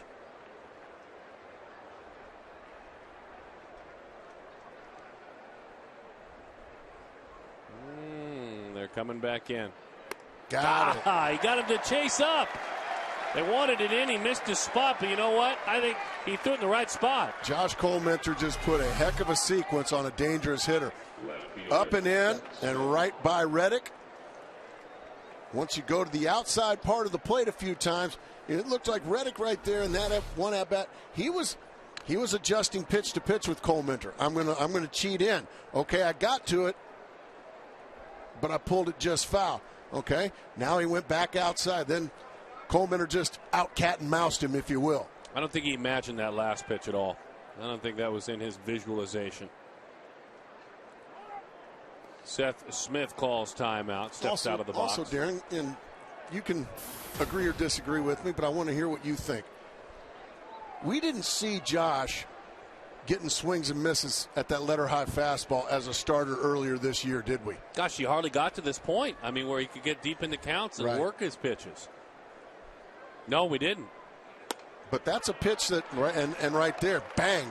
It's 88 miles an hour, but last year we saw Josh Colementor get a lot of swings up in the strike zone, swings and misses and high fastballs. Did we not? Yes. Up until his most recent relief appearances, we really haven't seen him get those swings, have we? Well, so maybe his arm's just feeling better. And his command, too. His very command is better. Look at that thing there. That's impressive. An up and in fastball right by Seth Smith. And if you've seen this kid, Seth Smith, we saw him with the Rockies the last couple of years. This guy can hit a fastball. Perfect execution there of the up and in fastball and another swing and miss. Like I said, I think Josh's arms just got a little more zip than it had in April.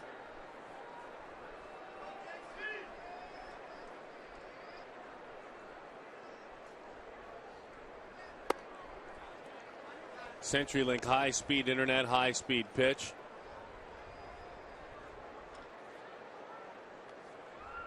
You've got Malone at 89 and Colementor at 89. Either one of them throw hard. If you're joining us late, Josh Colementor didn't start this game. Daniel Hudson did and didn't make it out of the second inning and gave up all 6 runs. Colementor came on in relief. You may be coming in from an evening out and thinking, is Colementor back in the starting rotation? He's just helping out Daniel Hudson. Doggone right he is. So far, so good. Tough start for Daniel.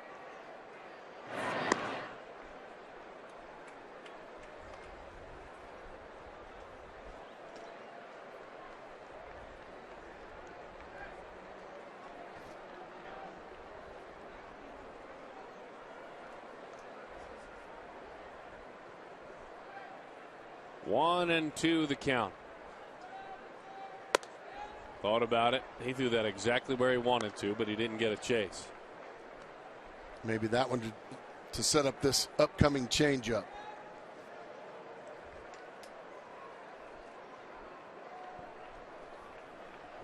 Come on, throw the big looping curveball. You want the balloon, do you? 2 and 2 the count.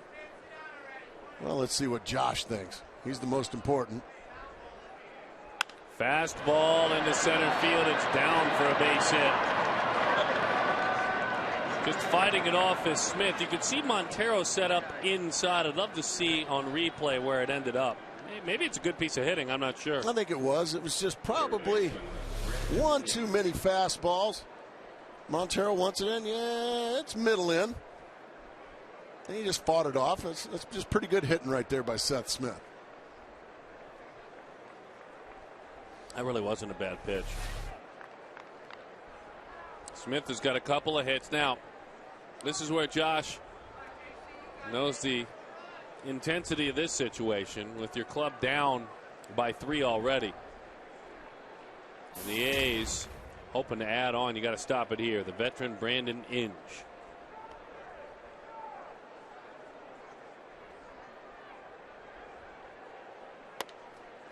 Inge was talking about playing for Detroit when Gibson was a coach, Kirk Gibson. He said the one thing I loved about Gibson is he talked about the psychology of the matchup more than the mechanics. He said, I've been a 230, 240 hitter for a lot of my career. I just don't do well with all the mechanics. I just don't. I've realized that as an older player. So I want to know how to be mentally tough as that one is in. He said Gibson was so good at teaching whoever was willing to work with him about the mental part of the game. Inge with fond memories of the coach, Kirk Gibson. Cole Mentor's got to dig out of this one, 2-0. Well, if you ever listen to Gibby talk, and if you get a chance to talk one-on-one with him, he's a pretty bright guy when it comes to the ins and outs of the mental side of this game. Good change-up, 2-0. It's a gutsy pitch. Yeah, now it's 2-1. This is perfectly executed right on the outside corner at the knees. Pretty pitch. Let's see, 44 pitches. He's fine to stretch it out a little more and get back in the dugout here.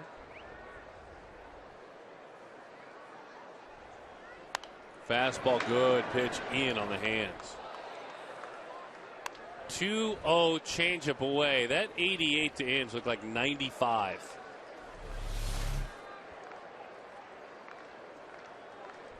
Forgot how much fun it was to cover Cole Mentor when he's right. Yeah, he is.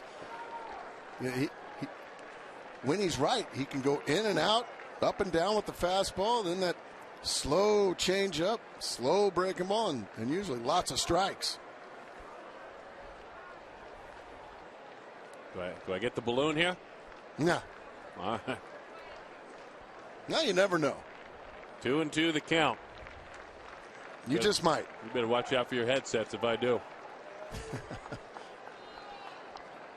The right-hander and the Michigan native. A curveball away from my partner coming unglued.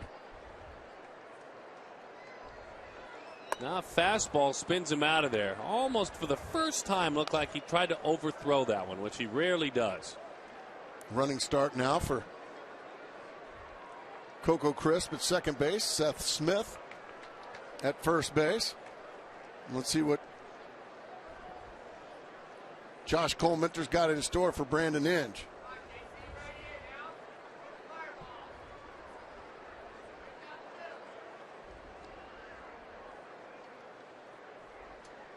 Three-two changeup, and it never got there. That arm dragged a little bit. It stayed high. Now he's in a heap of trouble here. He's going to get a visit from his pitching coach, Charles Nagy. And the one thing you knew about Cole Mentor, and that you appreciated last year, is free passes really aren't in his vocabulary. So the rare walk is hard for him to pitch around.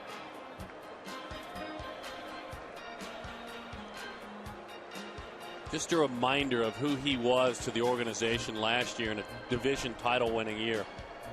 He made 24 starts, and as a rookie, he won 10 ball games. He had a 3.38 ERA. He really wasn't even on the radar for being a part of the big league rotation, much like Wade Miley kind of snuck into things this year.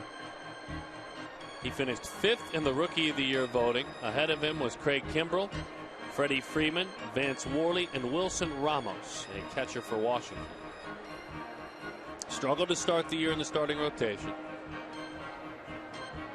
At the plate, first baseman Brandon Moss.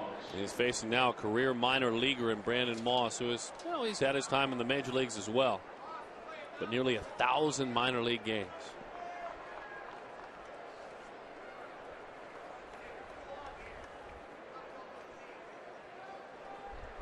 Now, turning point of the ball game right here for Josh Cole Mentor and the Diamondbacks. That's a good start. A fast strike on the inside corner. Sometimes more than anything, a visit like that one, you see an arm down on a changeup, a rushed fastball. It's just to maybe let a pitcher catch his breath. And that first pitch looked like a stronger pitch from Cole Mentor. Now, just throwing strike one with the bases loaded and 2 out. Now you put the hitter in swing mode. Now you've got him if you just execute. Something like that. On the corner, goodness. I don't know if it was a strike, but according to Dan Iasonia, it was. It looks like it's out. Let's see. Yeah, ooh, mercy. Thank you very much. Now, hey, the Diamondback fans, they're getting behind the right-hander. I like this. The 0-2. Fastball, got it. I tell you what, Charles Nagy knows when to make his visits. The perfect time to go speak with Josh Colmenter. He was poised, he was stronger, and that's the result.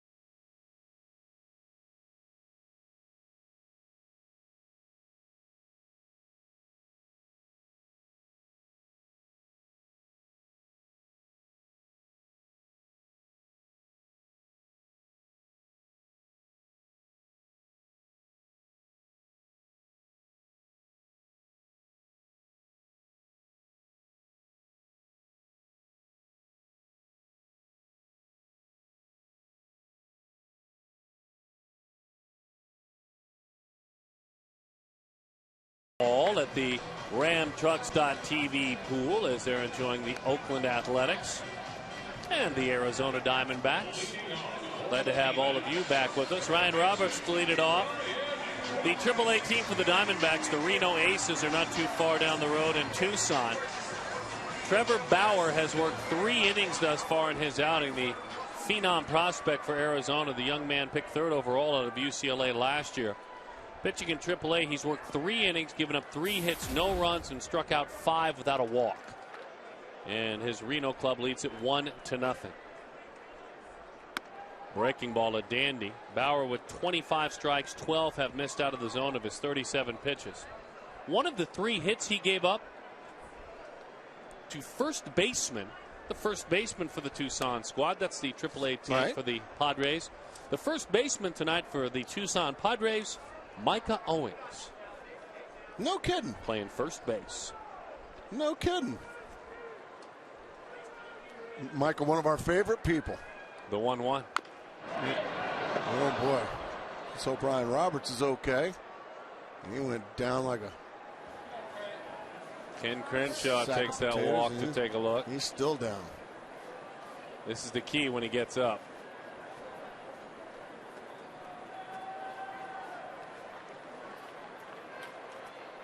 Let's see where it got him. Watch the front foot. Oh, right on top of the foot. Yeah, that hurts, boy.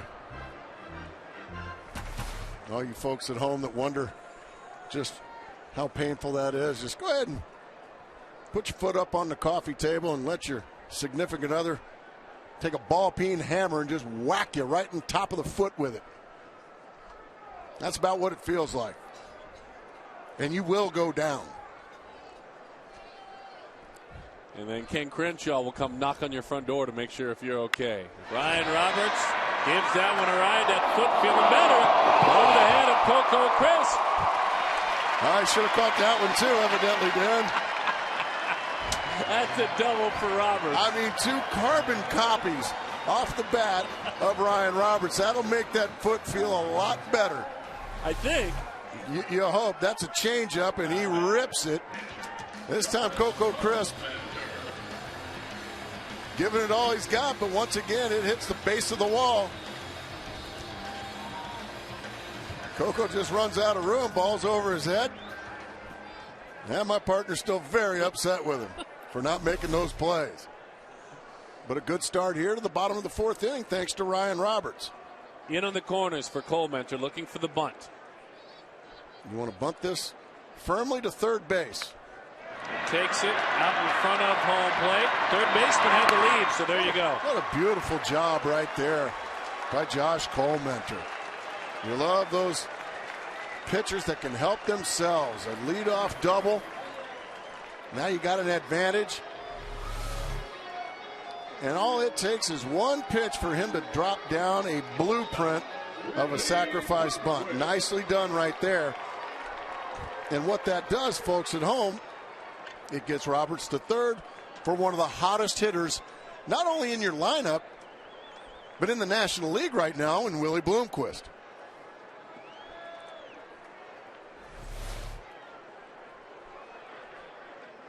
That's how you peck away, chip away.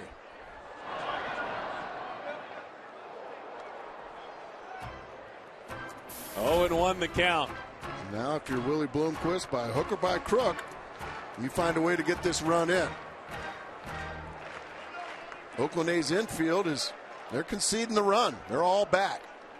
So just any little ground ball or a fly ball, make it a 6-4 game. But now he's in the hole 0-2. He doesn't think that's a strike. But that was a good pitch by Malone, if you ask me. It's been a busy strike zone. When I mean busy, I mean moving around a lot. There's no doubt about that. I think you're right. This one was a pitcher's pitch, but a strike.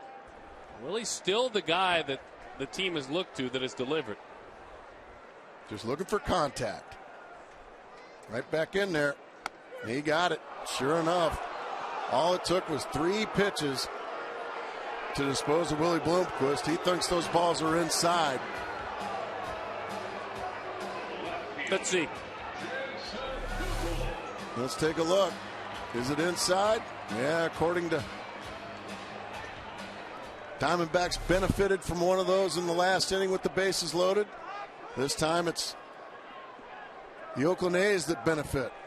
Well, what a huge strikeout for Malone and the A's. Kubel takes low and outside. 1-0 the count. Well, the damage done by the likes of Bloomquist and Kubel back in the second inning came with 2 outs. So maybe that same kind of magic will apply here for Kubel. Breaking ball, rolls that one foul. Boy, this was a blast. If you're just joining us, Jason Kubel crushed this ball. Yeah, he takes a fastball and just kills it.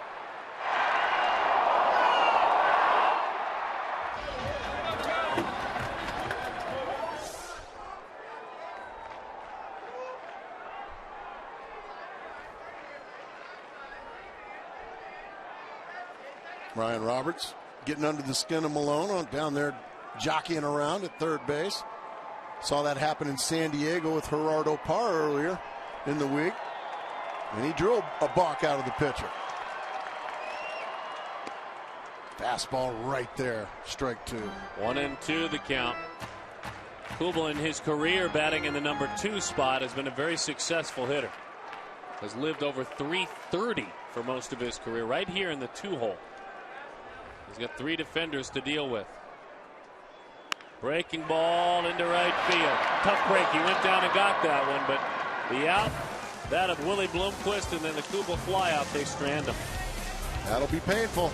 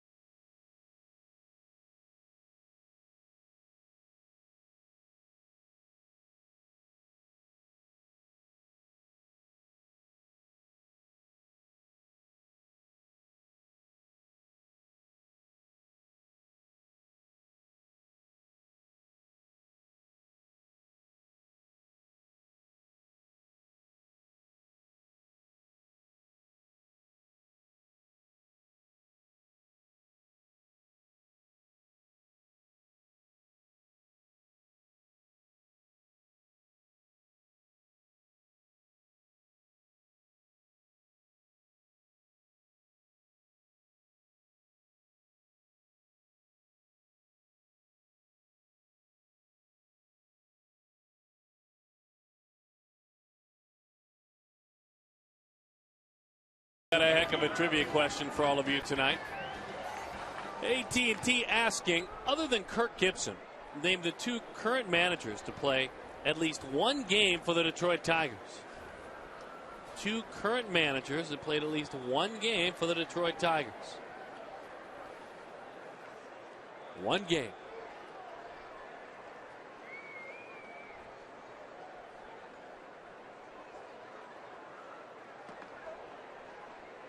Kurt Suzuki to lead it off.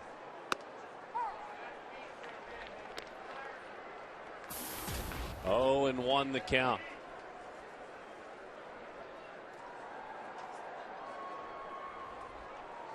Singleton scored and also struck out. There's that curveball. Bounced it in there, though. Craig Breslow starts to warm in the pen. Big inning here for Josh Colementor. He's thrown 52 pitches. Even though he put up a 0 in the top of the 4th, he got extended. He had to use a lot of energy, and a lot of those pitchers were 100%. There's a changeup that misses.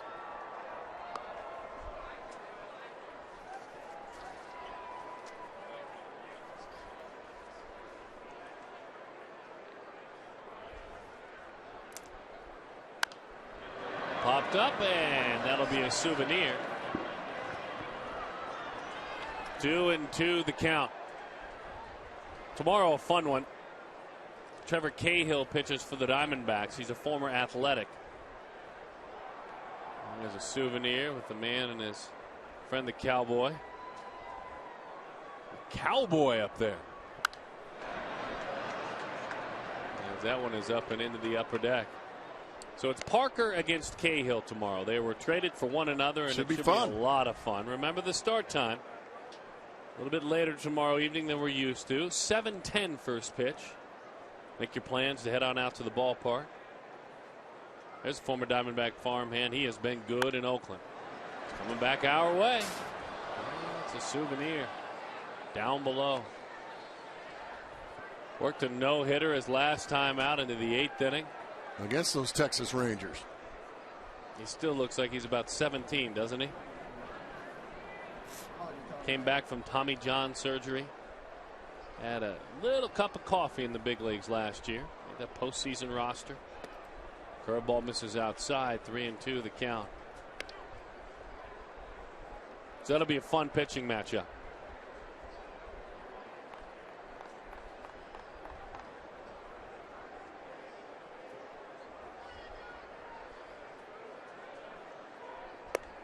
Got some help, chased up out of the zone. He'll take it. Suzuki and the strikeout, taking a ride after we gas up at Chevron into tomorrow's game. There's Parker and his numbers. Trevor Cahill going the distance last time out against the San Diego Padres. Kirk Gibson challenged him. Said, I need a minimum of 8 innings. Well, he looked his manager in the eye and gave him 9. Gave him 9. Okay. Asking you shall receive. Good changeup, strike 1.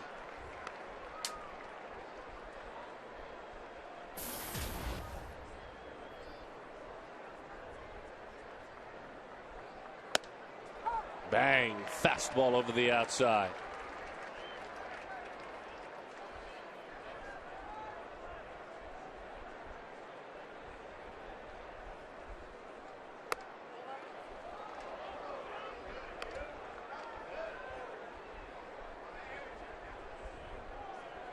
June 8th, Arizona.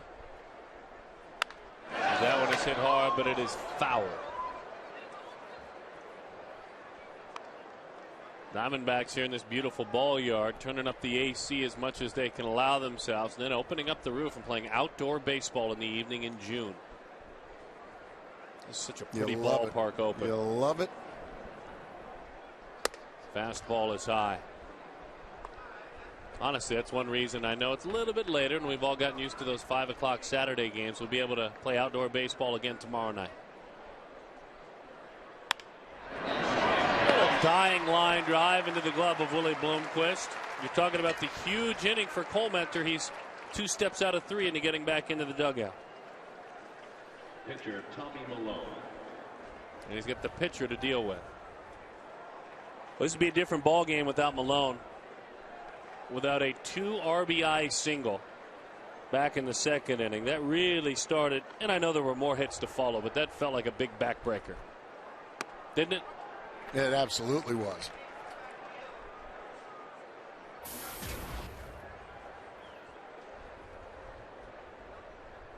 Hot shot, nice play. The hardest hit ball in the inning was hit by the pitcher. That big inning for Colementor is cleaned up very nicely. Oh, Goldschmidt with the fine play. He's due up second when we come back.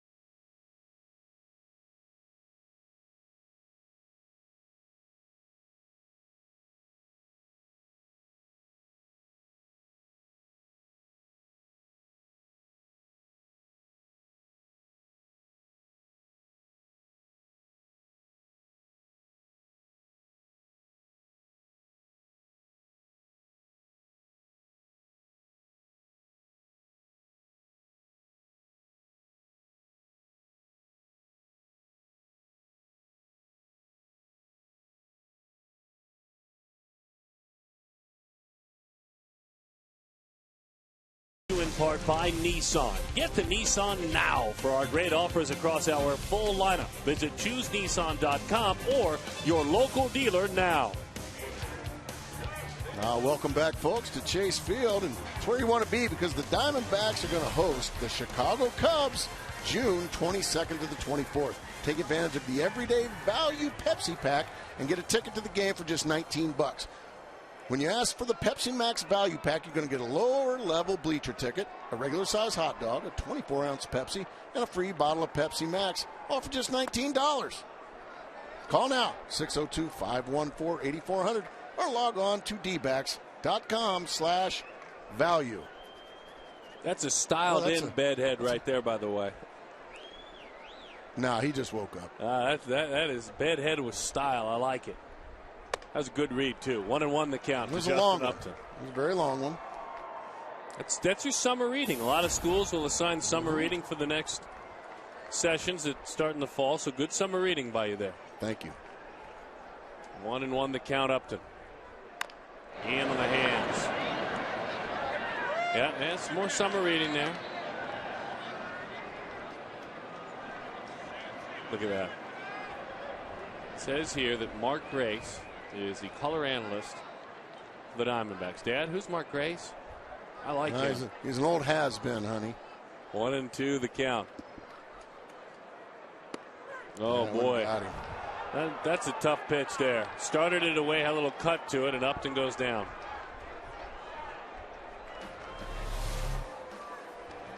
Perfectly placed on the outside corner at the knees, and Justin can only watch it go by.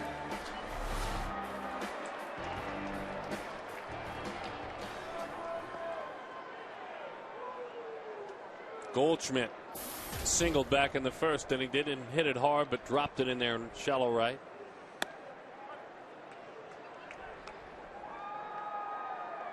Diamondbacks did their thing in the second. Roberts with a double. Bloomquist singled in home. Kubel with a 2-run homer. Paul waves and tips that one into the catcher's mitt. 0-2. Nearly an extra base hit a game over the last few weeks for Paul. a large departure from the early stages of the season. And the count 1-2. And once again, Tommy Milone has really struggled on the road this year, folks. I mean, mightily. Real good at home. His home ERA is .98. His road ERA is 6.2.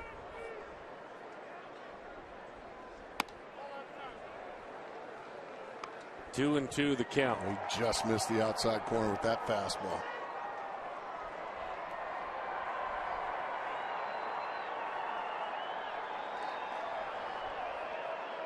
Breaking ball, nice hang around there by fouling that one off. 80 pitches as he works here in the 5th inning. Should be plenty left in his tank. That's high, but not alarming at all for Melvin. Again, spoiled a good pitch twice in a row. Yeah, that was a good change up there. Quick update on Trevor Bauer. Reno is down in Tucson. They lead by a score of 2-0. And Trevor Bauer, through 4 innings, has 7 strikeouts now. Shutout baseball. Fouls that fastball back to the screen. Bauer struck out a pair in the 1st, a single strikeout in the 2nd, and 2 strikeouts in both the 3rd and the 4th innings. 7 strikeouts through 4 innings for Trevor Bauer with no walks.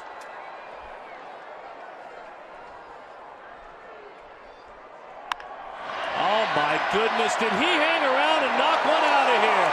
Paul Goldschmidt!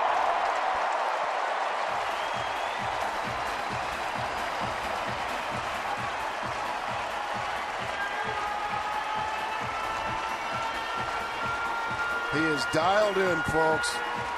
What a battle. He fought off some awfully good pitches.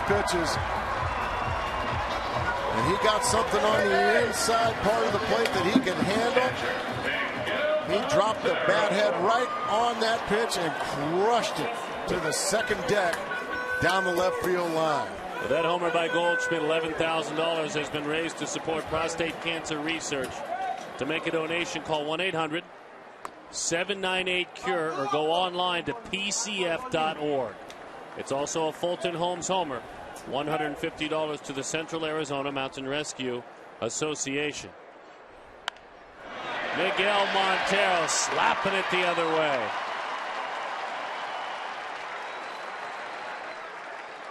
Here it is again, Gracie.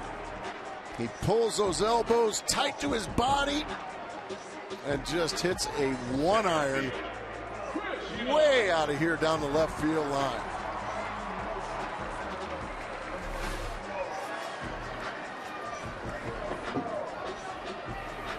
He's had a lot to smile about lately, Paul Goldschmidt. He's going to certainly get some Player of the Week honors, some Player of the Week votes. He's having a heck of the last 2 weeks. Just like that, tying runs at the plate.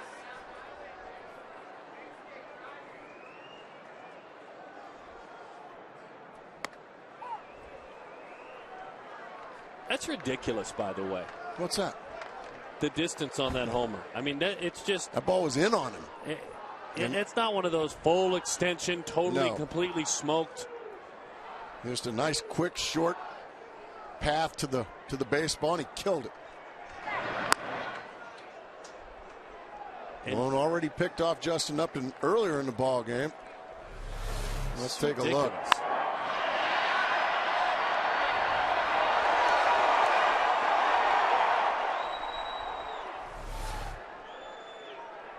You kidding me, Paul? So Kubal's home run earlier tonight that went way up on the walkway by the batter's side.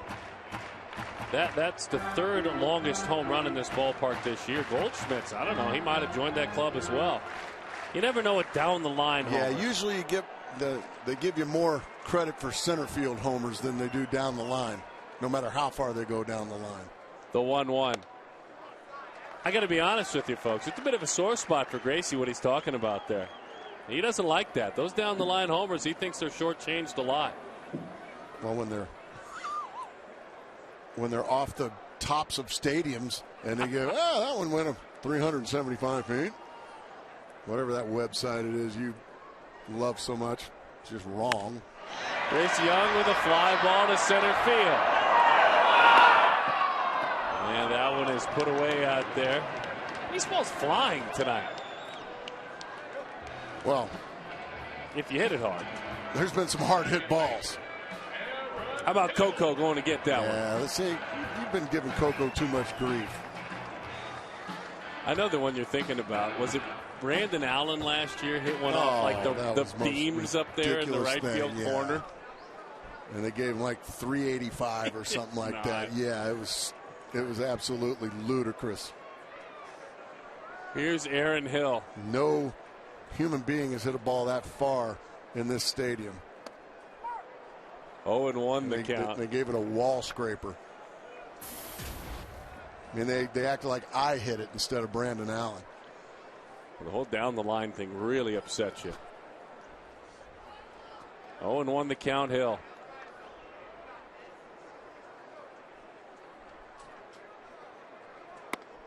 Beautiful pitch, 0-2. Looked like that came in on a laser beam. Started knee high, ended up knee high. Arizona picking away. They trailed it 6-0. Boy, if they don't live by the home run, these Diamondbacks. That's over the inside corner. Hill doesn't like that call. Paul Goldschmidt said, I knew he might pitch me in like that, Aaron. So what I did was just pulled my hands in and hit it 5 miles. Though not quite so far because it was down the line.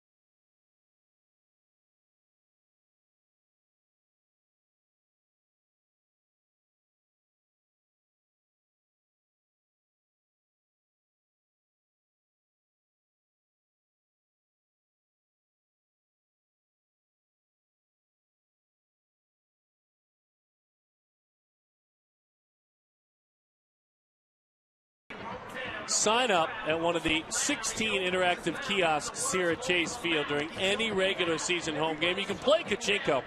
It's Kachinko. It's Gila River Casinos, and it'll change your life. Oh, it's changed mine. Hey, how about Josh Colmenter? What a job. And then some, what a job. This is how you come back and win games like this with guys like Colmenter. You're going to talk about, let's just say in the perfect world, you come back and win this ball game. Everybody will talk about, well, Paul Goldschmidt hit a home run.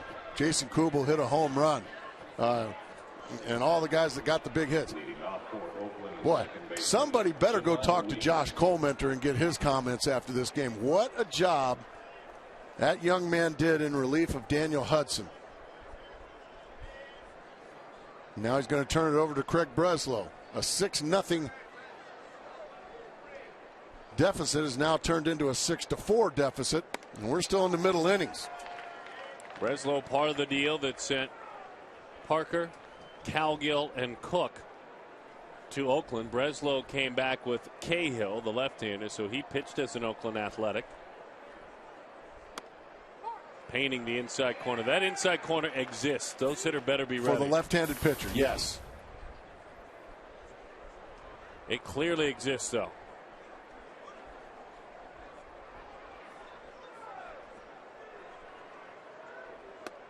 Good pitch, a breaking ball way inside. Backs him out of there.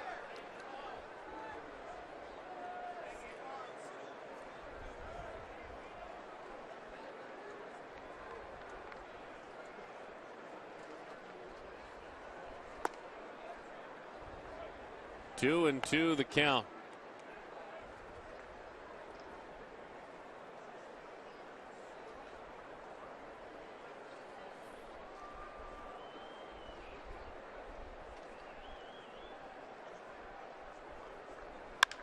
That one's driven to center. Has Young on the move. He's still tracking. He's got it. Playing shallow. League's not known for power. Only has 2 homers. Chris went and got that nicely. Yeah, he just made a difficult play look very easy. The ball was hit directly over his head, and he just got on his horse, ran to a spot,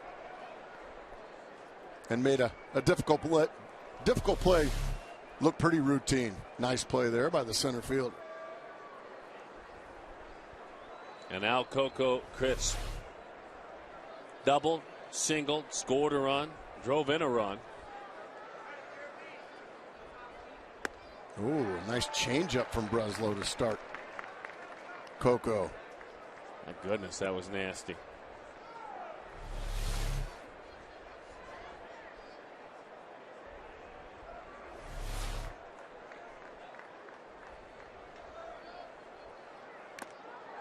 Makes that fastball at 92 sneak right by him. Breslow pitched for the A's for 3 seasons. Pitched in 202 games as an Athletic. This is clearly the team with which he has done the most work in the major leagues. Well-traveled veteran. Fastball popped up right side. He missed his spot, but it's all right because Goldschmidt puts it away. So let's update our Nissan text poll. You like Ricky Henderson? That's one of the 4 choices anyway. There are many other choices in that historical franchise that you could add on, but of the choices up there, that's who you vote for. I don't know if you can go wrong, really. They all provided thrills for fans. You know what? Another one I got to mention as far as the pitching side of things. What about Vida Blue? Vida Blue. How big league was Vida Blue? Blue Moon Odom, another one. Belted. Reddick is on the move. It dives up against that wall, so Upton goes and gets it, fires it back into the cutoff man. But for Reddick, that's his 10th double of the year. Well, that boy can hit.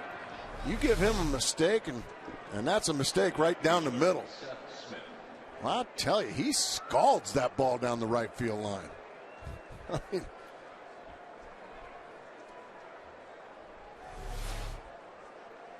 Boston Red Sox gave up a pretty good hitter in that young man. Josh Reddick, 14 long balls already this season, and that's his 10th double.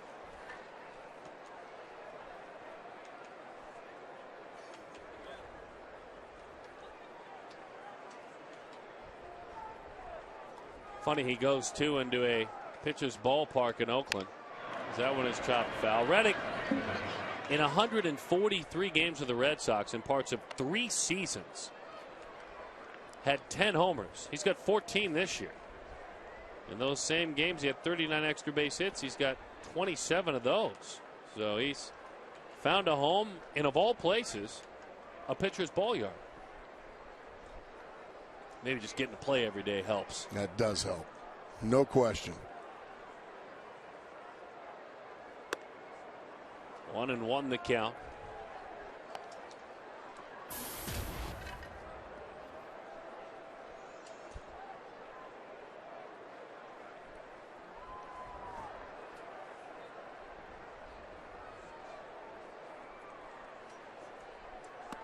Oh, baby, that's a beautiful little slider there from Breslow to jump ahead 1-2. Not only the pitch, but look at the location, down and away. Way out in front of that one was Smith.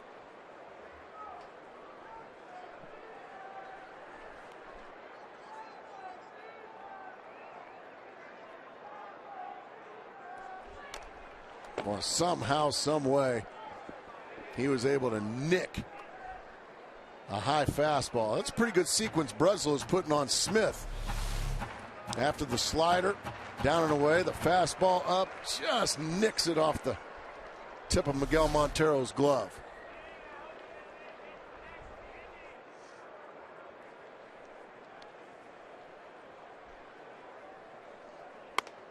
Didn't get him to chase that one. 2-2. Quick update in the middle of this great battle. Don't want to get too far away, but Trevor Bauer has completed 5 innings now of shutout baseball. Reno leads at 3-0. Bauer has not allowed a run. He hasn't walked anyone. He's now struck out 9. Just an hour and a half or so down the road. 2-2 the count.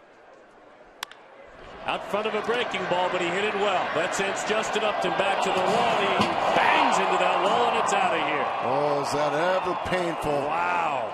Is that ever painful there for the Arizona Diamondbacks? 2 quick outs, 2 easy quick outs to start the inning.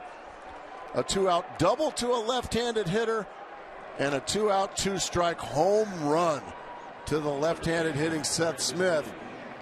Boy, now the hill's going to be awfully steep to climb. Well, that really took all the momentum away. The Diamondbacks going to have to dig deep now. With that homer by Smith, another $11,000 has been raised to support prostate cancer research.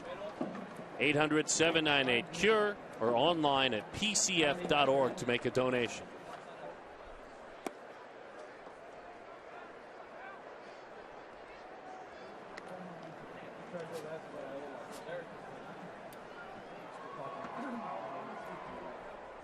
One and one the count.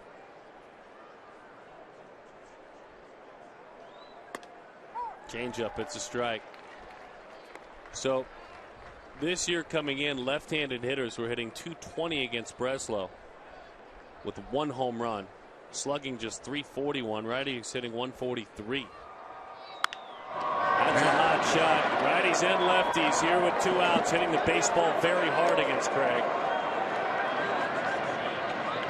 Well, it's just such a strange game, this baseball. I mean, 2 of the quickest, easiest outs you'll ever get, and then 3 missiles to the next 3 hitters.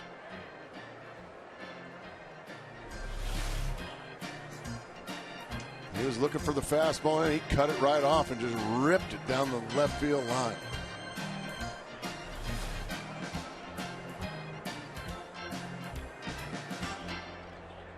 At the plate, first baseman Brandon Moss.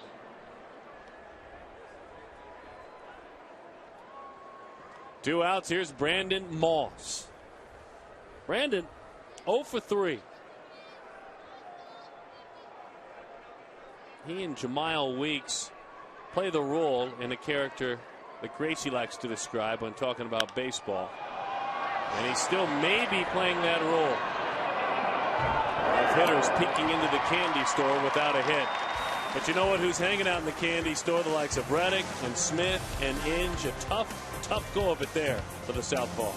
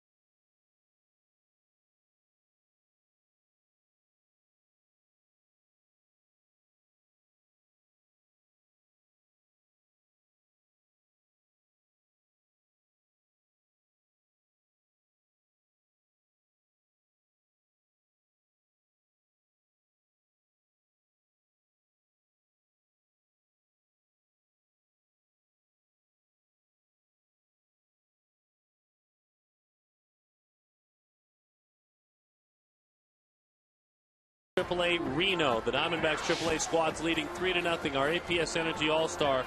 He's not done, but through 5 innings, Trevor Bauer has not walked anyone, and he has struck out 9.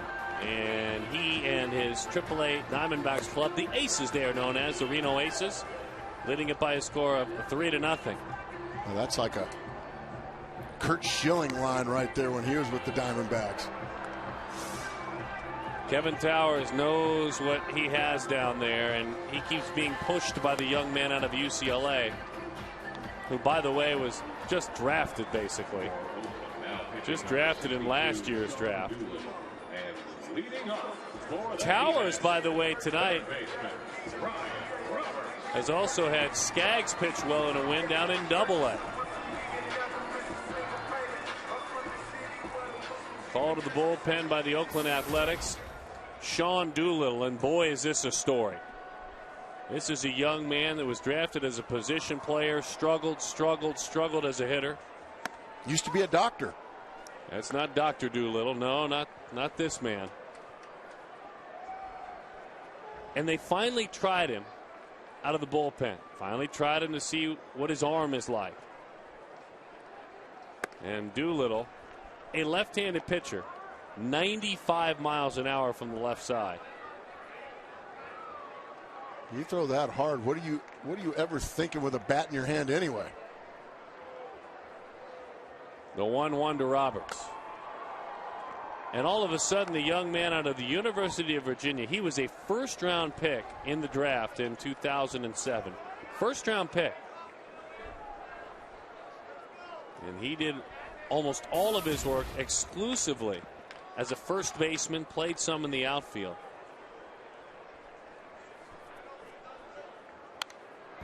And it just wasn't the right fit. I mean, did some good work, not great work, good enough work, battled injuries. And now this year they put him, and he pitched in 16 games in the minor leagues, 16, and here he is in the majors. Wow. He all told in his minor league career has pitched 17 times before they brought him up to the majors. He must have been very impressive in the minor leagues. Well, good for him. Breaking ball, and you know they compare him to Gracie, and I think it's a fair comparison in the meteoric rise. Former position player turned pitcher Kenley Jansen with the Dodgers. Ah, that's a good comparison. Well, the Diamondbacks can only hope he's not as well effective as Kenley Jansen. By the way, don't forget in our pregame show tomorrow, full coverage of Bauer's outing. We have sent a crew down there, so you'll see pictures of his outing, conversation with him, his thoughts after the game.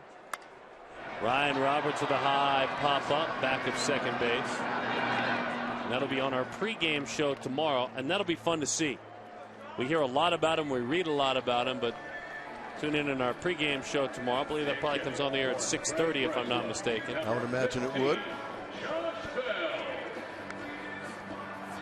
Stephen Drew, by the way, not playing tonight. I know Jody Jackson here in a bit is going to tell us a little bit more about Stephen Drew, his outing last night. He'll be back in there tomorrow night.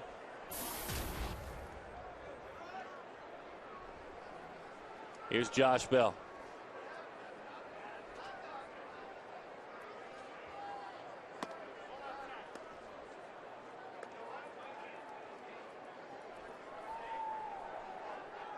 Oh, Dr. Doolittle. Now I get it. Well, no, you're talking about what a great story he was. Just, it's tough to get to the big leagues when you've dedicated your whole life to. Did you notice my delayed reaction there? Helping animals. I'm still hot at Cocoa Crisp. You've had a rough night. The 1-1 back to the screen it goes.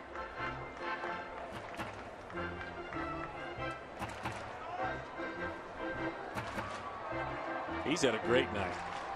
He's been able to hit. When you're hitting below 200 and you have multiple hits in a game. Hadn't happened very often this year.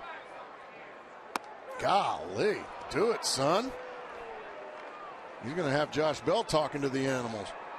I mean, that's pretty good stuff, right? That's just a bullet right to the inside corner. My goodness.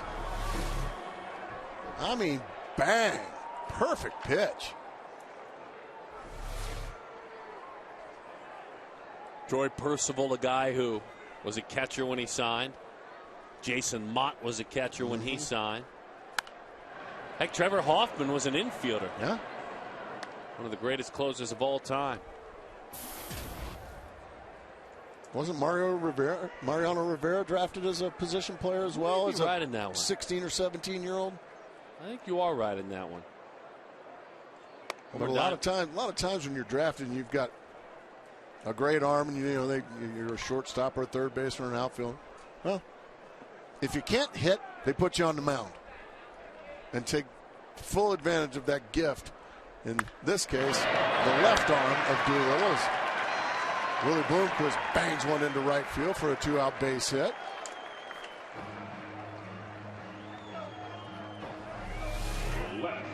Nice job of just going the other way with it.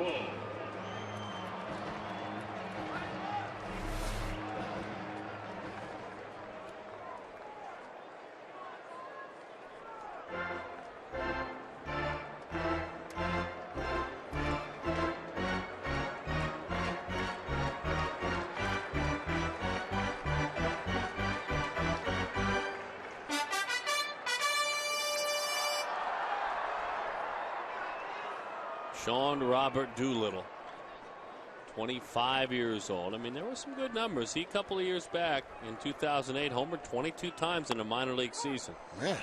As he takes a strike. This guy could be like Babe Ruth. Win like 300 games and get the bat in your hand and hit some homers. Big shift for Kubel. 0-1 the count. I'm seeing you're kind of drawn to this young man like you were Mott when you first saw him. I still love Mott. He's a different kind of cat, though. Stomping, snorting, spitting. Oh, yeah, this guy's a little more in control. He's not as fidgety as Jason Mott, but Jason Mott got a World Series ring and some saves. It's a great story. Breaking ball. Stop it. 1-2 the count.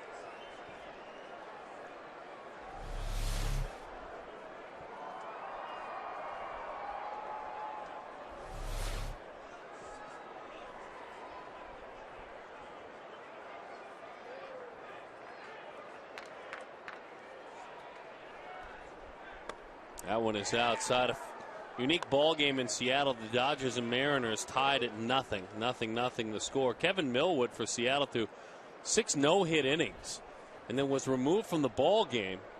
Some sort of an arm problem. We'll research to find out when they let us know what it is. But now he and his bullpen together trying to keep that no-hitter going. That one's outside. Just missed the outside corner there. Willie Bloomquist will get a running start here on the 3-2 pitch with 2 outs. Let's see if Jason Kubel can catch up with a blistering fastball here from Sean Doolittle. Call him Doc. Boy, that is a blistering fastball. He's just got some arm speed, doesn't he? My goodness. Now, he pitched in college some, so he helped out of the bullpen. It's not as if he'd never stood on a mound before. I mean, this rascal has got some serious arm speed. His pitching arm goes from point A to point B, lickety split. And here comes a blistering fastball. The other way, pretty well struck, and over the head, off the glove of Seth Smith, bounds high off that wall. Willie Bloomquist hustling on around. What a job by Kubel. Almost as if it surprised Smith with the fireballer out there that a ball would be hit that firm his way. What an at-bat. Now Jason Kubel hangs in there against left-handed pitchers very well. This time he goes the other way and just kind of pokes it. And then Seth Smith has it nick off the end of his glove, and the Diamondbacks get a bit of a break that this ball doesn't bounce into the stands. It nearly does, but it doesn't. It stays in play, and that allows Willie Bloomquist to come around and score and get the Diamondbacks a run closer. Now, boy, how big is that home run in the top of this inning by that guy, Seth Smith. But Justin Upton now with an opportunity to do some damage. The Diamondbacks will tell you we still have 10 outs to work with. 10 to work with. Bob Melvin comes out. He was the manager when this young man broke into the big leagues. He's about to face in the batter's box. Helped to teach Justin Upton how to handle himself in the major leagues. And no stranger to the double switch. He makes one. We'll reset when we come back.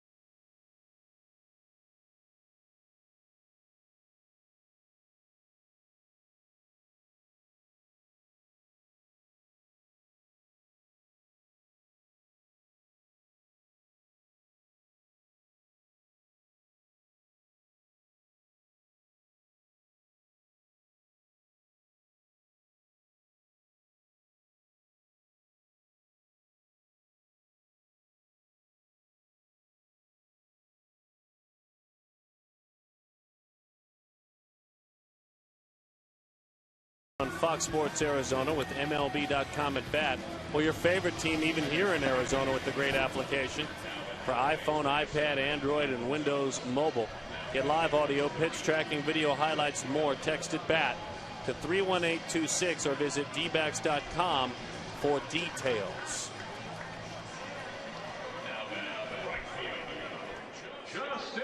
And Balfour goes to work. A good relief pitcher and a good bullpen. Oakland's pen, a 2.66 ERA. Only Baltimore's been better. Hard throwing right-hander. Been around a while now. Bounced around. Everywhere he goes, he seems to do well, but he seems to be on a different team about every other year, doesn't he?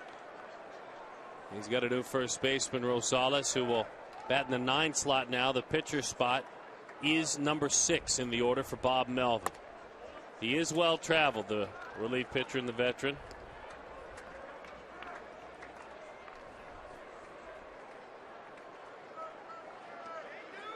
Diamondbacks doing a lot of damage with 2 outs.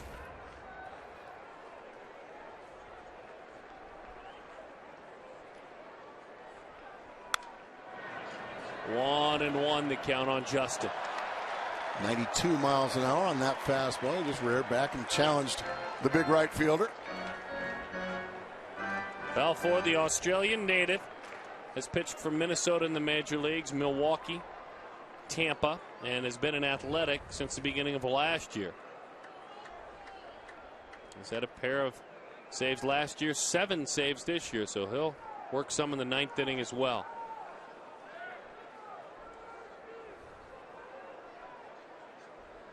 Right now the left-hander Fuentes pitching in the 9th for Oakland. Upton, line drive, center field base hit. Matt Williams says, come on down. The Diamondbacks chipping away again. They're down by a pair. And they still have those 10 outs to play with. Oh, what a pretty piece of hitting by Justin Upton. I mean, taking it right back where it came from. Not trying to do too much. Short, quick, to the ball. Head stays right on it and just rips it right back up the box. Right over the top of Balfour's head. Scoring easily, Jason Kubel. Kubel having another nice night. That's the 3rd time now for Justin to be on base. A couple of base hits and a walk. Entertaining ball game here in the 6th inning.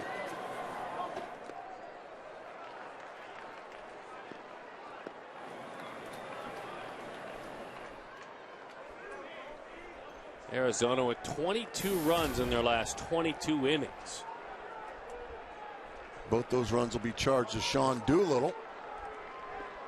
Boy, he was impressive, wasn't he, Darren? Incredible to see. Quite a journey for the young man as Goldschmidt takes a pitch that is low and away. You want to talk about the hitting streak and who this young man is in the time. We're used to seeing him lead the Diamondbacks. He's leading baseball during that time.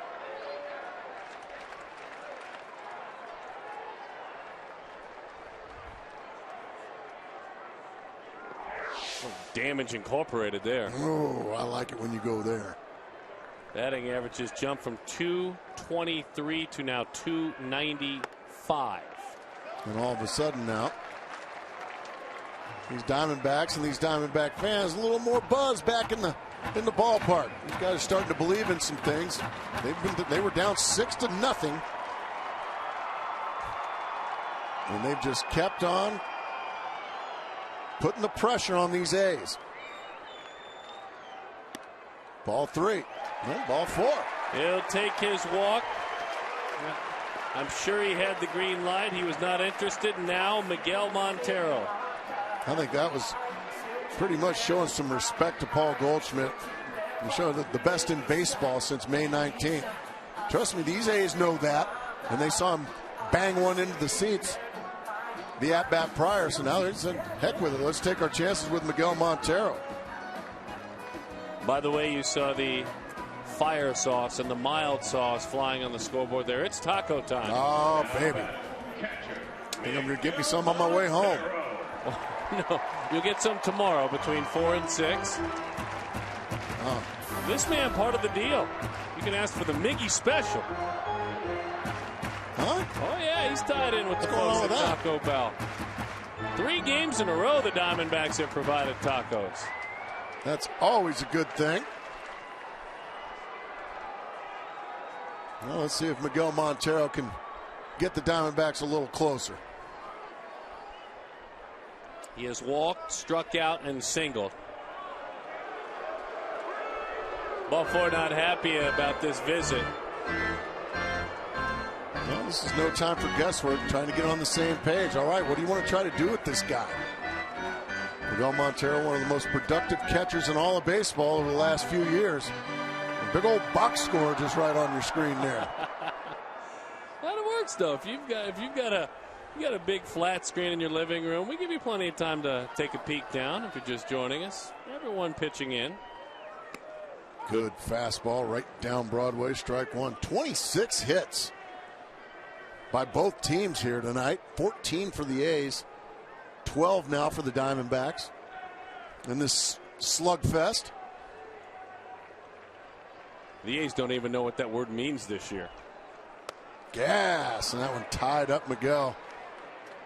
Miguel with a reminder not to overswing in that situation. Trying to do way too much there. Ended up chasing one out of the strike zone. Go and just like your last time up for Miguel Montero, go and flip one out to left field like you did last time. Well, he wanted to swing that time. He just couldn't. That one was too far in.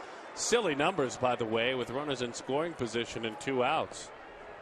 Those are backbreakers, those RBIs. Over 500. All right, they've erased the 2 that they gave back.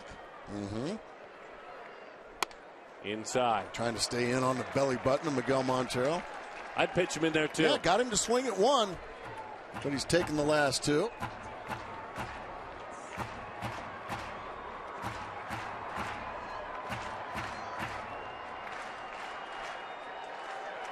Kurt Suzuki. Grand ball 4.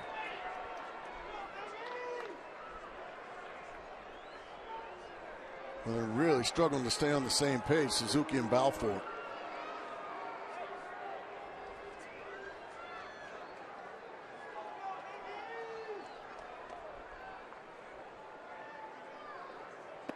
Got him to swing at a breaking ball in the dirt. Arizona gets the 2 runs back. Now they have 9 outs to play with, 3 runs to win it.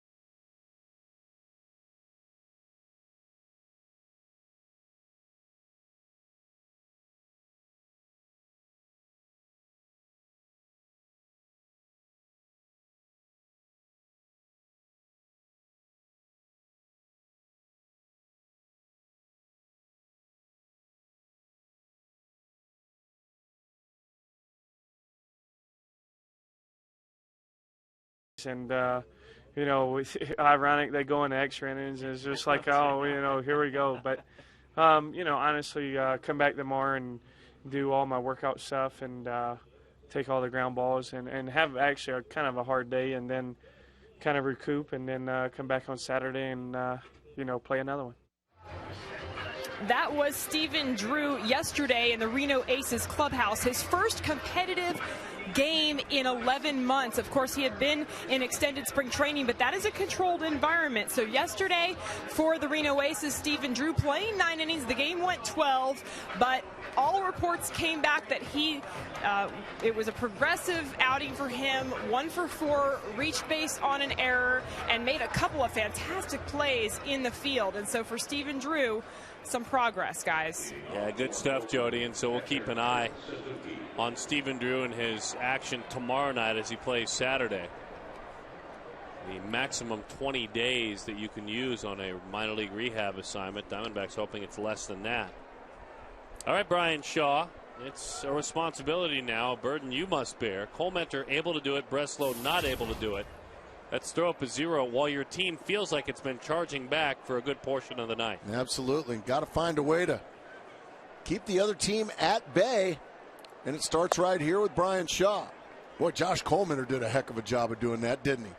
Yeah, Colementor was fabulous tonight. He's a big part of the story if Arizona comes back. If they're able to complete this comeback, they don't do it without Colementor. That pitch is outside. And again, to remind you, Daniel Hudson started this game. Shortest outing of his career, went an inning and 2/3, gave up 8 hits, 6 runs. His ERA in the season is over 6 now. Colementor went 3 1/3 shutout, and he struck out 6.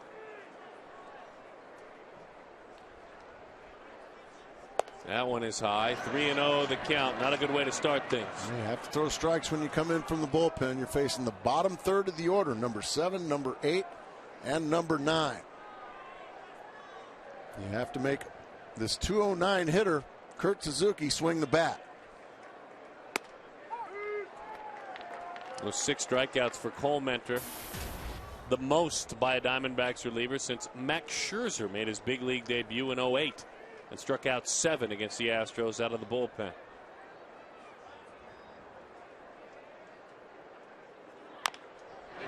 All right, 3-2 the count.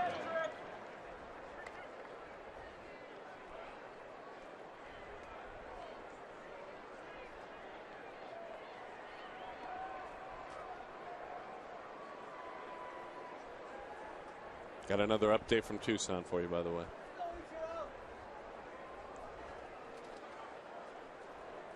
Three and 2 the count. Little topper, and it's a foul. So Bauer's put another innings in the book. Okay. Another inning, I should say. What do we got? Well, he only struck out 1 this inning. So he struck out 10 now in 6 shutout innings. And his club Reno leads it 4-0.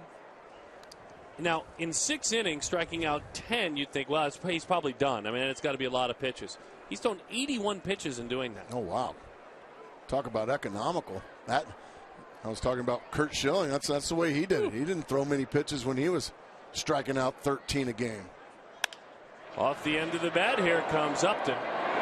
Really nice job there by Brian Shaw, coming back from a 3-0 hole and throwing 5 straight strikes to Suzuki, making him put the ball in play, making him swing the bat, and he gets a very important first out of the inning. Now you got to get that first batter, as you mentioned.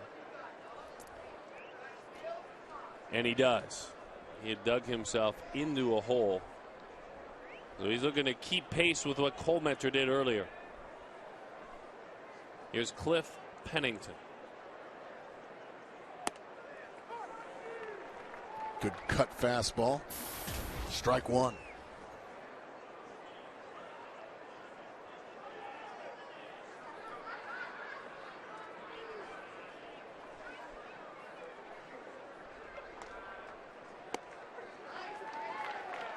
That wasn't the cut fastball. What was that, Darren? Yeah, it looked like just a little two-seam sinker. Never seen Brian Shaw throw one that acts like this. Yeah. The 0-2. That's a breaking ball. 80 miles an hour, hard and heavy with some dip.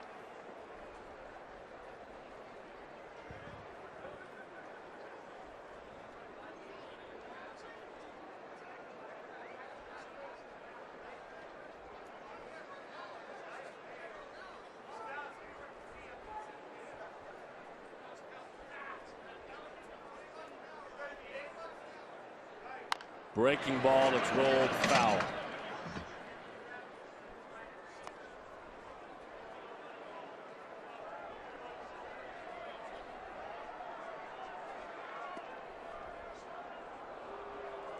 Oh, and 2 the count on Pennington.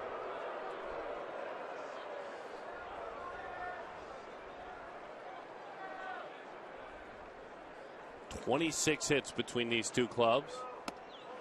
Just missed the inside corner. Good effort there by Shaw. Well, this one had to be very close.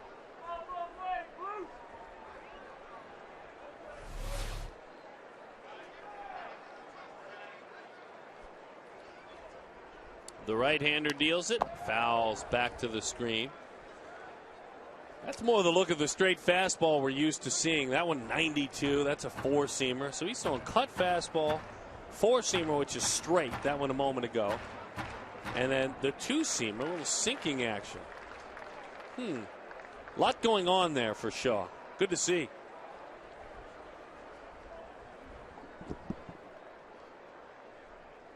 And don't forget about that breaking ball that he throws as well.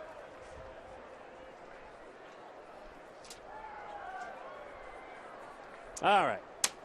1-2.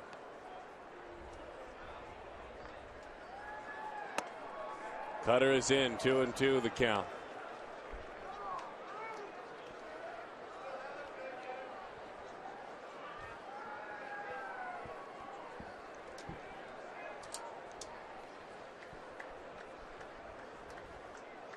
Another 2-2 pitch.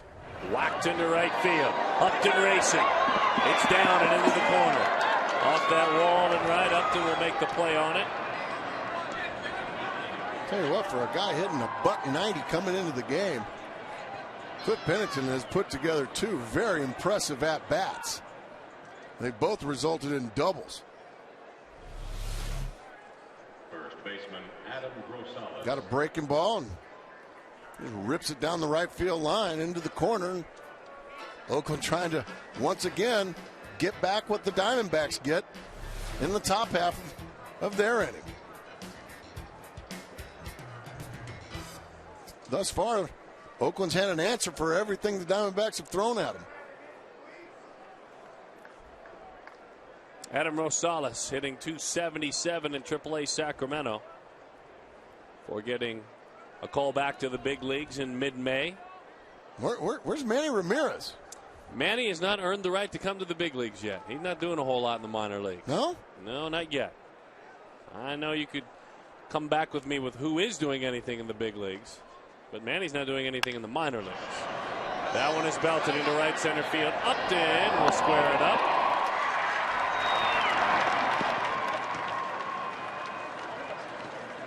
And by the way, Yoenis Cespedes, the young talented signee over the wintertime, he is the one that I think, even more so than Manny, that people would be looking for. But Cespedes with a hamstring problem. And this is yesterday. He's the one that you'd pay money to watch this young man play. Probably their best player. He is fabulously talented. And then now. Oh, no. So Bob Melvin speaking with him before the game. He may be available only to pinch hit tomorrow. And that would be probably the max in this series, which is a shame. Yeah, that's... Diamondbacks fans would have been a treat to watch him play. I wanted to watch him play. I haven't seen him play yet this year. There's a legend and a lore that goes with some of the things he can do already. Runner at third.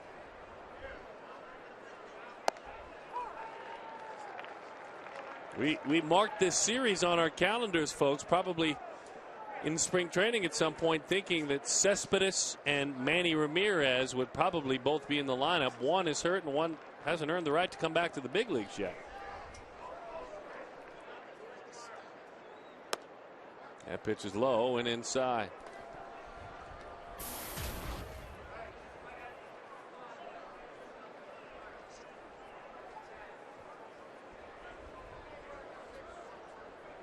Weeks.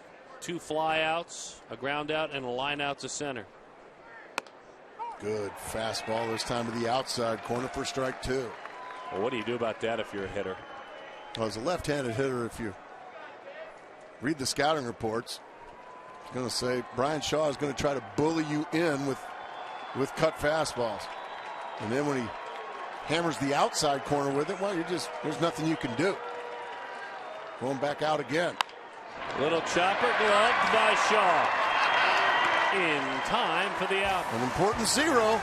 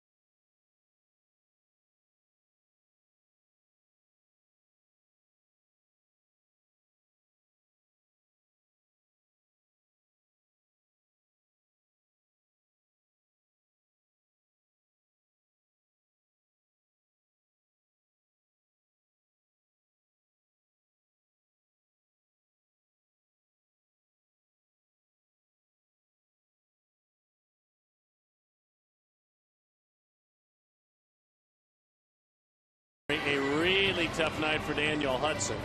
The Diamondbacks have made a ball game of it. They are battling their way back. 14 runs, 27 hits. Joe Borowski, our color analyst in the pre and the post-game show, for our traditional look ahead to the post-game show and also look back to what we've seen thus far in the contest. First of all, Joe, what do you see with Hudson tonight? Plain and simple. He was missing location. He could not throw his fastball where he wanted to. And it doesn't matter how hard you throw in this league. If you miss, you're going to get hurt. And that was bottom line. Yeah, middle of the zone bell tie is a no-no when you're on the mound, isn't it? And you notice, Gracie, and I heard you guys talking about it, when you throw that hard and you're missing over the plate, even though they weren't squaring it up at first, they were fouling a lot of pitches off. He got his pitch count up a lot early. And when you do that, you're more apt to make mistakes over the plate, and he just kept making mistake after mistake. Coleman was good, though. Wow. Unbelievable. That's the Josh that we saw last year, that we grew accustomed to seeing all the time, in and out with his fastball, up and down, which set up his changeup, and you got to like the. How about the curveball tonight? Well, you know how I feel about I know, I heard you, Darren. Fortunately, he only threw a couple. Fastball fouled off. I like Josh's fastball and his changeup. I know as a hitter, I enjoyed hitting those big, loopy curveballs. They were fun to hit. He threw a couple, but Darren wanted him throwing about 15 more. I like it. Well, Darren's just a fan of the curveball. That's all. 1-1 the count. Chris Young. That pitch is up and away. Also, getting back to Josh, guys, this is just speculation. Joe, you've forgotten more about pitching than I'll ever know, but you're starting to get some swings and misses on those elevated fastballs that we didn't see earlier in the year. Can it be that he's getting a little stronger? Maybe his arm was a little tired coming out of the winter. I'll tell you what. I was watching the scoreboard today with his velocity, and it was more consistent. 89. He touched 90 a couple times. So yeah, I mean, maybe it does have a little bit to do with it. But for me, with Josh, for him to be effective, he's got to work ahead, and he's got to be able to move the ball in and out, and he was able to do that tonight. Do guys in the bullpen in a game like this, and I'm just reaching here, I'm not sure, does a conversation start going, the boys might be scoring tonight. We got to get out there and keep them in this game. We got a chance to win this game. Does that talk happen? Yeah, it does. I mean, if you're a late inning guys like Hernandez and Putz, they saw how this game was unfolding, and they might have been thinking early on, well, this game might be out of reach. One away. But you can't say enough about what Cole Mentor did. He pretty much came in and rescued this game. And if you look back at someone that had the biggest hand in this game, if the Diamondbacks are fortunate enough to come back in this game, it's Josh Cole Mentor, because the Diamondbacks don't find themselves within 2 runs right here if he doesn't come in and shut them down. Now, he created momentum. Yes, absolutely. Yeah, the A's were doing anything they wanted. They're up 6-0. They came in and took the crowd out of the game. Took the Diamondback. A lot of times when you come out as a visiting team, you put up 5-6 runs. It'll take an opponent's heart, and it was up to Josh Cole Mentor to I guess you could say, transplant the heart right back into him. Sure enough, we've had an entertaining ball game since then. And that's the thing, Gracie, is whether the Diamondbacks come back to win this game or not, I think what we've seen out of them as a collective team, being down 6-0 and fighting to give themselves even a chance to be in this game, kind of takes you back a little bit to last year when you never thought you were out of a game, right, where they believed that they can come back in any game. And I think tonight's a perfect example of seeing that, where they still believed that they had a chance to get in this game. They fought and scratched to get back in it, and now they find themselves, hey, it's the 7th inning, we're only down by 2.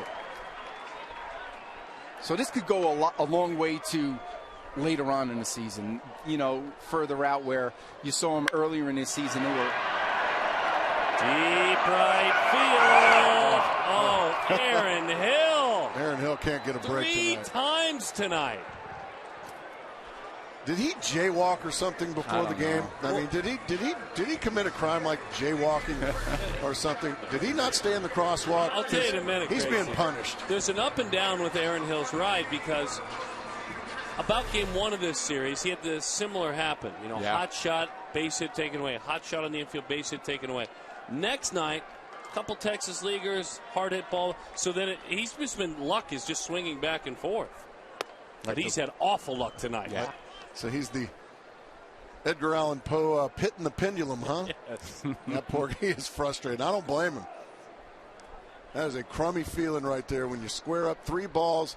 1, you get robbed of a home run down the left field line in your first at bat, and then 2 right to the base of the wall that get caught to right field. Did you notice, by the way, he just dropped Poe on a telecast? Yeah, of course. Yeah, it's that San Diego State education, boys. Let's not kid ourselves. Wow. You're doing your summer reading, Gracie. I'm proud of you. With your time off, you just went to the library. You see me on the plane rides. I'm always reading. You are always reading. The 1-1. 1-2 the count. This is one we're talking about off the bat of Aaron Hill. Now that's a home run, folks. How about the ups? Exactly. We talked about how athletic he is. Man, my gosh. Roberts, high fly, right field. Joe, we'll see you in the postgame show, my friend. Absolutely. We'll have lots to talk about, folks. Yeah. It's going to be big one.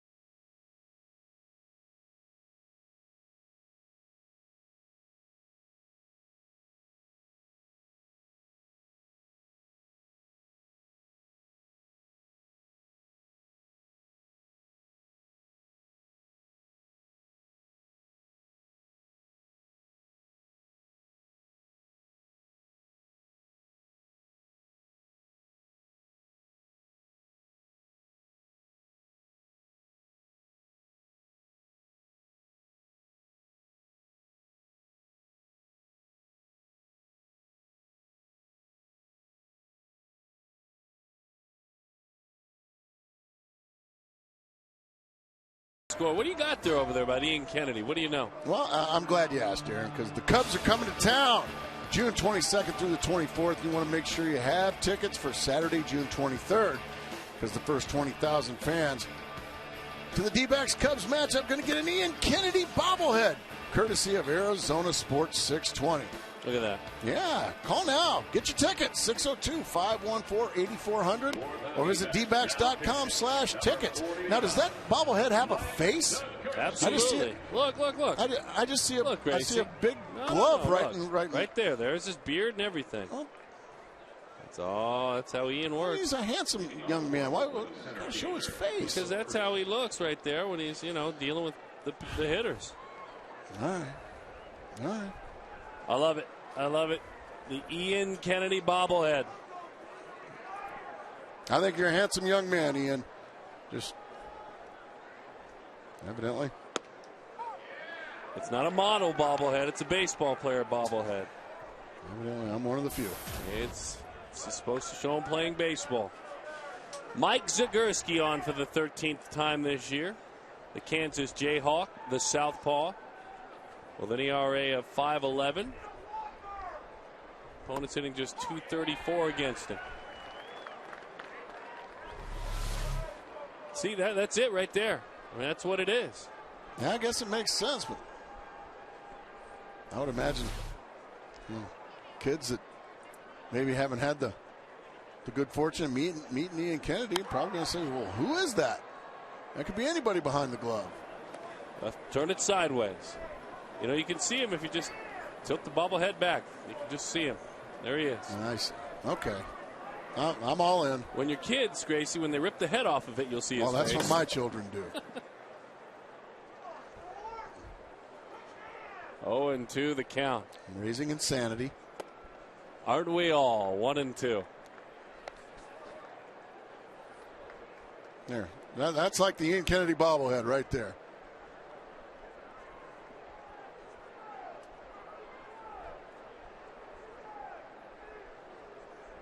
Ooh, nice breaking ball over the top. Coco crisp. Really nice pitch there from Zagurski.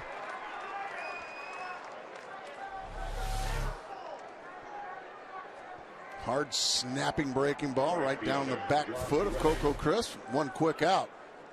Diamondbacks desperately need another zero. They're starting to run out of outs now. They got 6 left, so it's up to Bronco here. Put up another 0. Off to a good start. This guy's impressed me tonight, Darren Sutton, and that is young Mr. Reddick. Josh Reddick. He has hammered 3 balls tonight for a 3-for-4 night.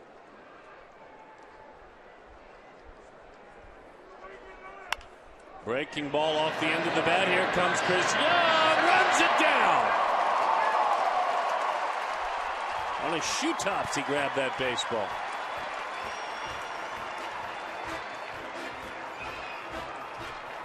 Well, Chris Young had to go a long, long ways for this little dying humpback liner right at his shoe tops. He makes the grab. 2 big outs, 2 quick outs. Watch the eyes never leave. Great shot right there.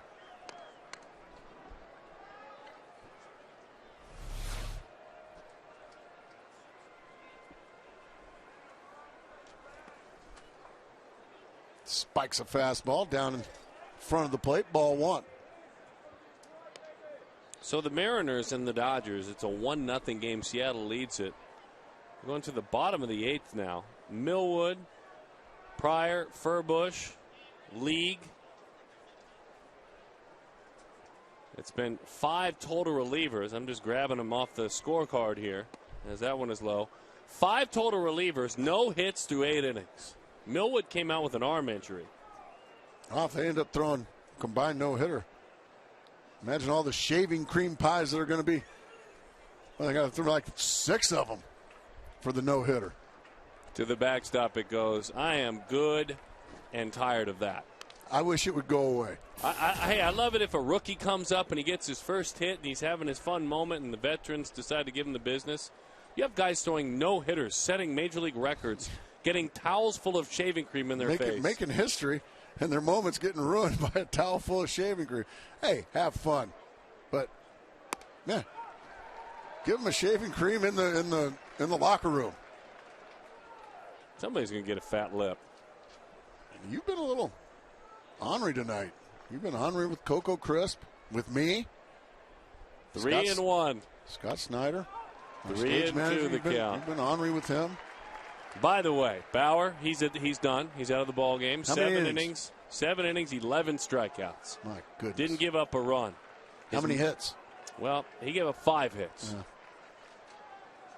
3-2. Pretty good outing. His minor league ERA on the season, minor league ERA all season, AA, AAA, is 1.97.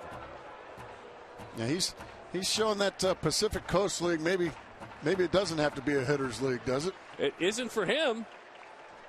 Just goes to show if you make your pitches and you got good stuff, you can get outs anywhere. Throw a 0 up there, southpaw. That's ball 4. He walks Seth Smith. Now he deals with Brandon Inge, and hoping to keep things moving forward is Zagurski.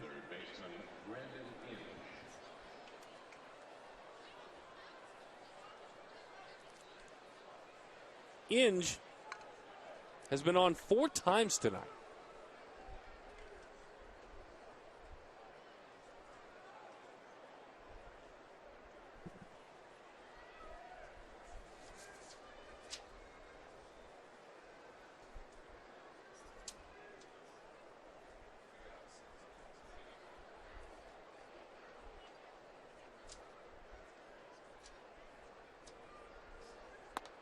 Good fastball to the inside corner, strike 1. Brad Ziegler warming in the bullpen. Side wheeling right-hander.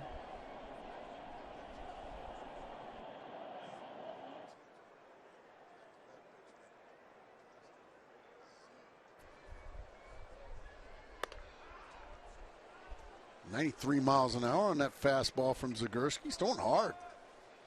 But it's got to be pretty rare to have a guy on the mound with the last name of Z and a guy warming up to back him up with the last name that starts with Z. How many teams can say that? Probably not many. I'm told the answer is 0. Well done by you. Oh, man. How about 95 miles an hour from Bronco?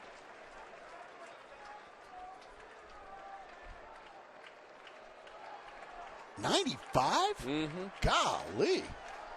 All right, fans are starting to get behind the big left-hander.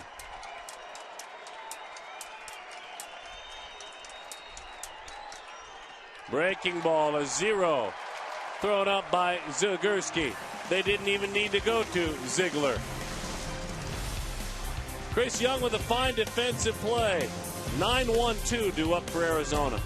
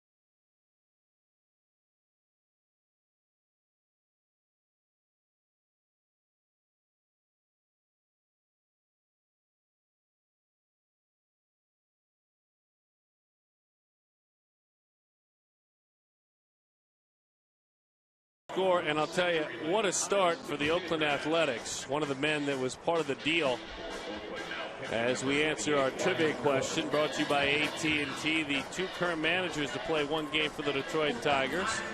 Bob Melvin's one of them, and John Farrell is another. Played in a couple of games, and so there's the answer to our trivia question. Ryan Cook, part of the deal, part of the trade that brought Cahill and Breslow down. Obviously, Cook, Calgill, and Parker going to Oakland as Gerardo Parra is called upon. But Ryan Cook began the season with his first 23 innings, 0. How about that? 23 innings scoreless streak. Longest scoreless streak to start a season by an A's pitcher since 1918. And this is what he's done all year long. Well, opponents, well, they don't like hitting off of him. A .077 batting average. Diamondbacks hope they're going to have to try to make that change. That one just missed. Well, we remember Cook, when he got an opportunity, very few of them, was still coming of age last year in Arizona. There was always a big arm. Always threw really hard. And I would imagine here he's going to have to battle something he hasn't battled yet in the American League. That's facing his old team. Maybe trying to do too much. Some old buddies. That fastball inside, 2-0 the count. Gerardo Parra at 275. Parra 6 for 10 in that last series. Sitting and watching tonight. A strike over the outside. Fastball. Goodness. But what a series he had. Parra with a double, a homer, and RBI, scored 4 runs, 6 for 10 against the Rockies. Missed badly with that one. 3-1 now. Gerardo Parra, just the last couple weeks, he's just been an itch to opposing pitchers and opposing teams. Just making great defensive plays, throws, hitting some home runs, getting on base.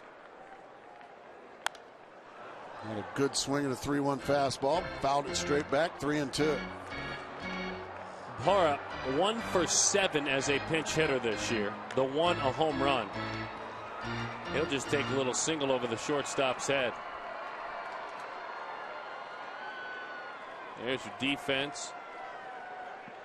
A lot of room in right center field, which makes sense. Probably won't pull the ball out there. Well, it's so important to get that leadoff base runner on. Strike 3. That is strike pitch. 3 over the inside corner. That's a good pitch. Parra doesn't like it, but that's a good pitch. And that thing's right there.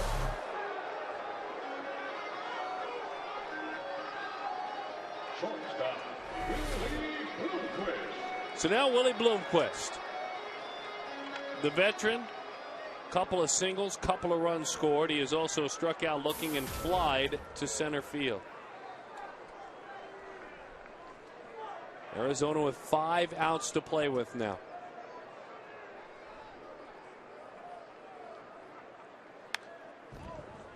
Arizona trailed at 1 point by a score of 6-0.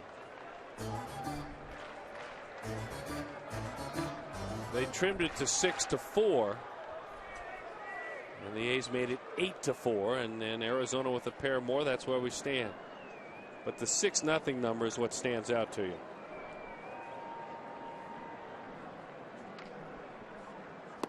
Oh, my goodness. Willie missed that one by a bunch. I think he was looking for a fastball. He got a nice slider from Cook.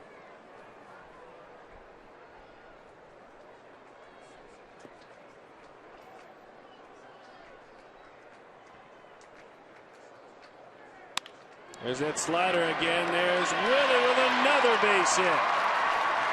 Oh, he stayed on that so beautifully. That's one of those where a hitter sets up a pitcher, Darren. You look really bad with one swing.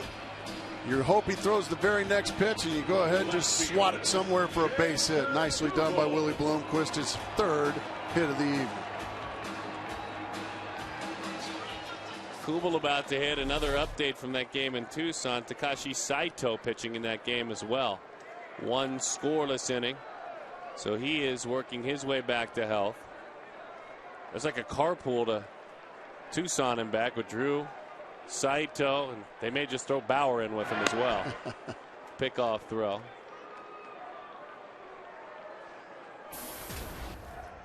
Come here, Trevor. I want you to check this in the back seats. Is this right here? Okay, throw him in. Let's go. Let's do it. Kubel doubled, and I mean smacked the ball to left. A hard fastball from Doolittle. Smacked it to left. A great piece of hitting. He's also homered. Oh, my goodness. That was. Did that cross him up? No, I think there's just some good theatrics there from Suzuki. I mean, he throws hard, but I don't know if he can knock a catcher down.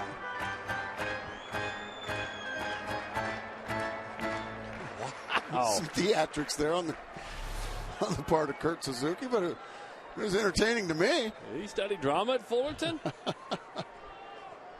The 1-0.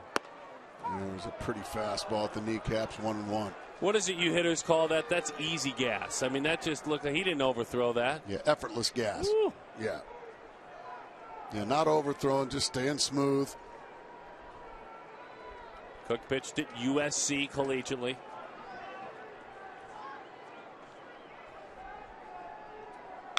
Change up.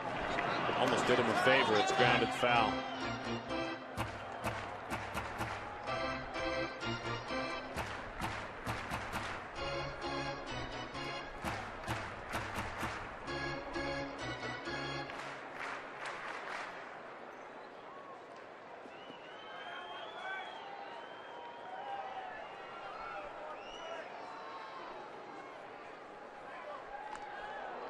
Kind of close over there for Willie. Last thing you need in this situation is to lose a base runner getting picked off. Diamondbacks lost a base runner earlier in the game getting picked off. Tommy Malone picked off Justin Upton to end a 3-run rally. Oh my, what a pitch. And that'll send Jason Kubel back to the dugout. Hammer of a breaking ball right over the top of it. Right fielder, Justin Upton.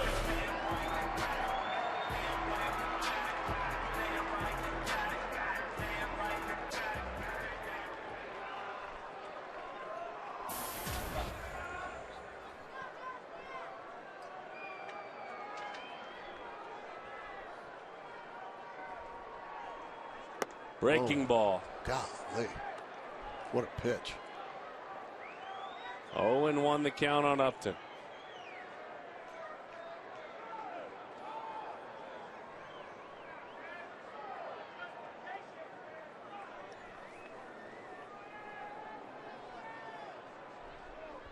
Oh, that one was one that he could have hit right there. That was the one that hung. But instead, it's 0-2. Well, the good news for Justin Upton is they give you 3 strikes in this game. Trying to tie the ball game up.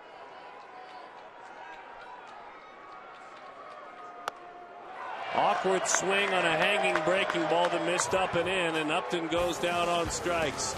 Arizona, they have 3 outs left to work with, and they trail it by a pair.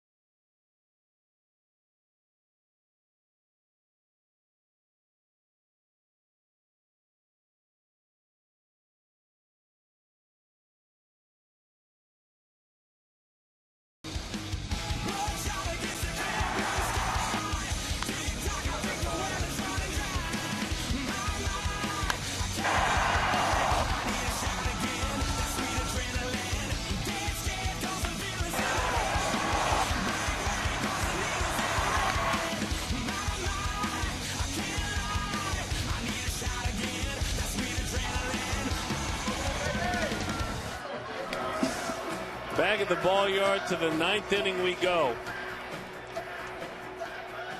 The score here in this one, a slugfest. 8-6 is the score. J.J. Putz receives the assignment. Trying to keep things right where they're at. Johnny Gomes called upon to go to work. They are done in Seattle. It is final 1-0. It is a combined no-hitter for the Seattle Mariners. Millwood, Furbush, Pryor, Ludke, League, and Wilhelmsen combined to no-hit the Dodgers. 6 pitchers. Millwood did a majority of the work, had to leave with an arm injury, 6 no-hit innings. The number's on Putz, who is on for the 20th time.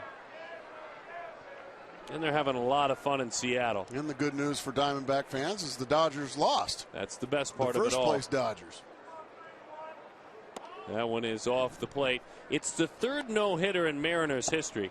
Chris Bosio threw one in 1993 against the Red Sox, and Randy Johnson threw the other against the Detroit Tigers.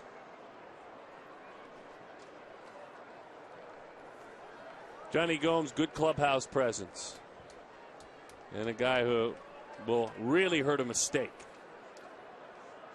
The 2-0. 2-1.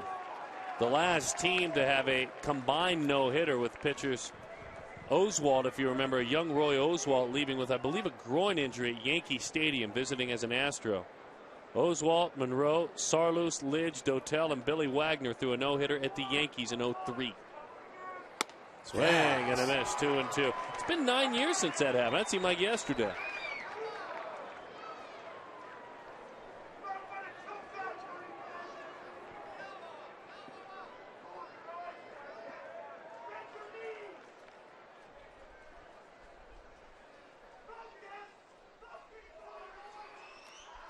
Didn't mean to, fouled that one off. We'll do it again with a 2-2 count.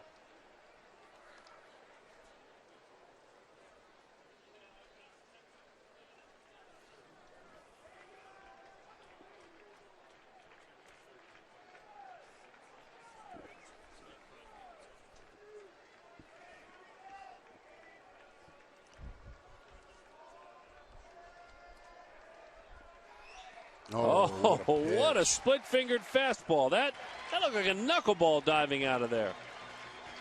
Well, JJ should be plenty rested. Well, he showed Johnny Gomes he was plenty rested, throwing 95 miles an hour, and then with that beautiful split finger.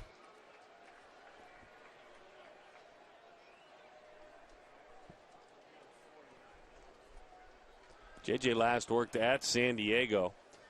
Picked up a save. And it was last Saturday, so has not worked since Saturday.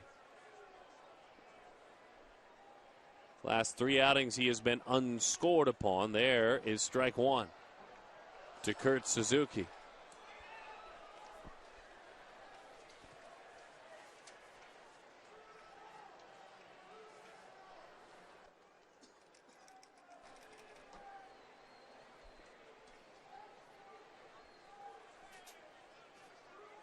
Brian Fuentes, the veteran, and now the closer again for the A's, warming in the pen. Pitch is high.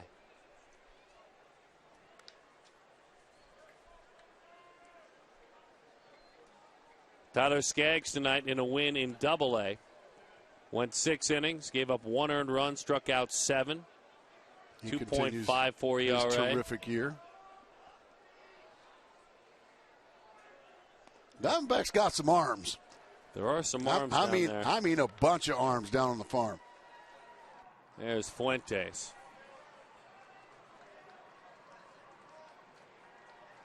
He's ready to roll. He's kind of back in that role.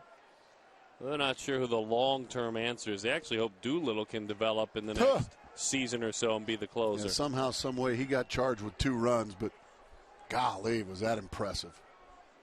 Into the dirt it goes. 3-1 the count. Hey, congratulations to the Southern League All-Star team put together today. The first place Mobile Bay Bears squad. The manager of the Southern League South team, Turner Ward, who's the skipper, Dan Carlson, the pitching coach, Jay Bell, the hitting coach, all will manage and coach in the All-Star game. 6 Diamondback Double-A players are in the Southern League All-Star Game 6. I'll tell you who they are in a moment. Some sluggers down there, too. I know there's some arms, but I'm about to throw you some slugging numbers. Right back to the screen. So Tyler Skaggs has made it. Evan Marshall made it. Marshall, by the way, picked up his 13th save tonight. His ERA 2.01. Chase Anderson, pitcher, has made it. Mark Krause, outfielder, made it. Alfredo Marte has 13 homers. He's number 1 in the league. Matt Davidson, the third baseman, has 12 homers. He's number 2 in the league. They're slugging in the Southern League, huh? 6 Diamondback minor leaguers. That's great. In the Southern League All-Star Game.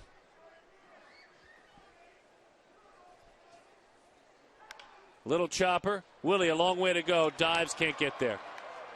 Willie certainly knows about that spot right there because he's used it twice for his own benefit for a base hit. He just couldn't get there.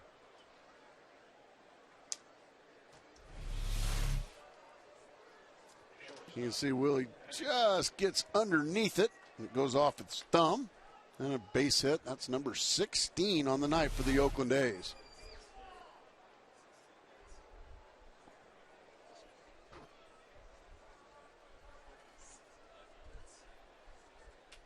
For the A's, their 16 hits. That's a season high. They have not been into this territory this year.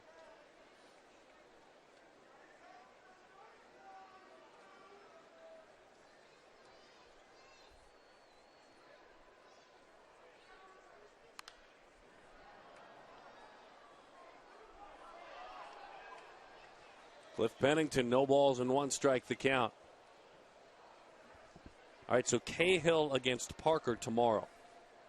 You'll be here, right? Oh, yeah. Well, I'm not asking you. I know you'll be here. You have to. Oh. Everybody else, I'm asking. 7:10. Thought you were talking to me. Well, I know you'll be here.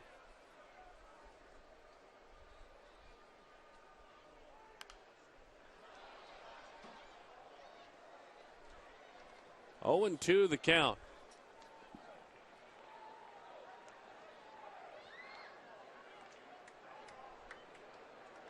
The next homestand is when the Diamondbacks will see the team that posted that combined no-hitter, the Seattle Mariners.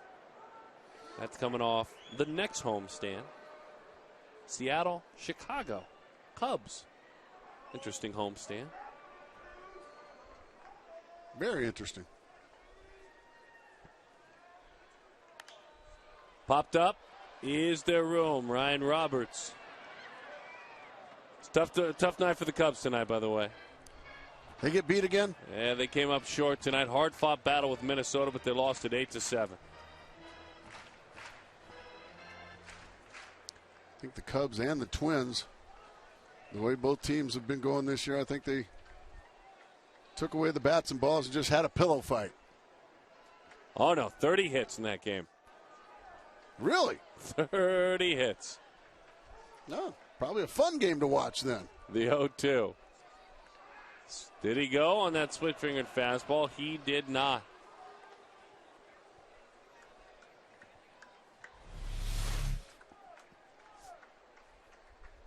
He checked it up nicely. Pennington, the guy that came in, doing nothing with a bat in his hands. Nothing. Has put together some pretty good at-bats.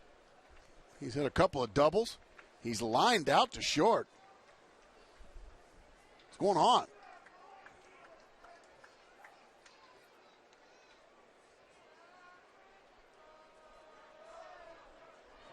By the way, Kurt Zacher, our fine statistician, wanted me to pass along to you, Gracie, and to all of you at home, that the Twins are 8-2 in their last 10 games. Good for the Twins. Good for the Twins. They got off to a miserable start this year. Good to have Tom Kelly here.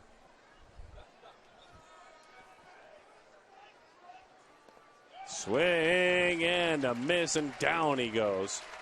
Bottom fell out of that one, and now we have Cliff Pennington contained. Just another beautiful split finger from JJ. Big fella's had pretty good command of that split finger lately, hadn't he? Yeah, he has, and this is tonight been one of his best. It's tough to throw in the drier air here at home.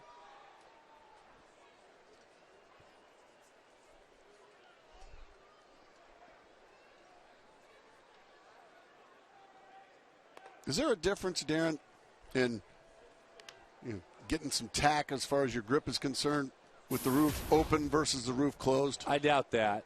Okay. That I'll buy into. I'll accept the ball flying a little bit more with the elements, but this is dry period here.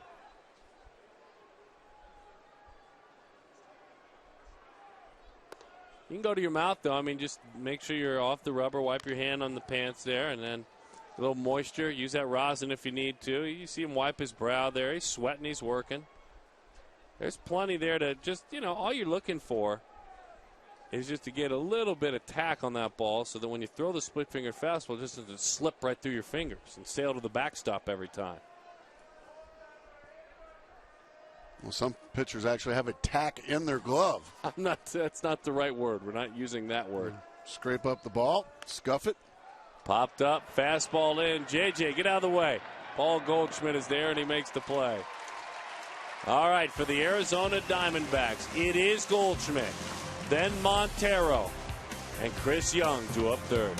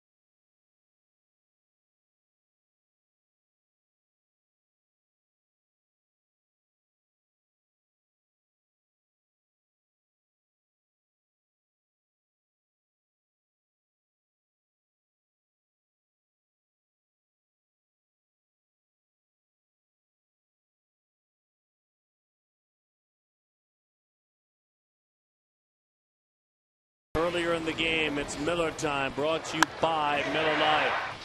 Jason Kubel up onto the walkway in center field. Paul Goldschmidt on a pitch in. Paul Goldschmidt sends that pitch out.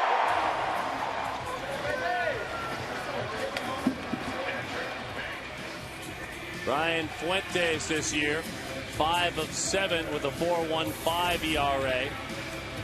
This is a gentleman with more than 200 career saves. Chicken wing style delivery, always something different for hitters.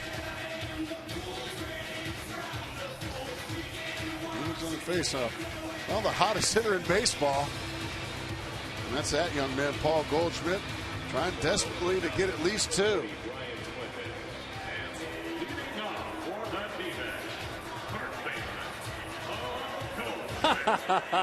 They want Trevor up in the big leagues. I love it. He'll be here soon. Did he get in trouble? No. It's not that kind of free. Oh, okay. That's kind of the young, fun way of saying we want to see him. Here is Goldschmidt. You love homers, but you're fine with base runners. Absolutely. You got to find, a home run is great, but you're still down 1. Somehow, some way, by hook or by crook, you're trying to get on base. Over the outside corner. Didn't really look like a strike. 0-1 the count to Paul. An on-base percentage of .289 for opposing hitters this year. Very low against Fuentes, .289. That one's up and away. 1 ball and 1 strike the count.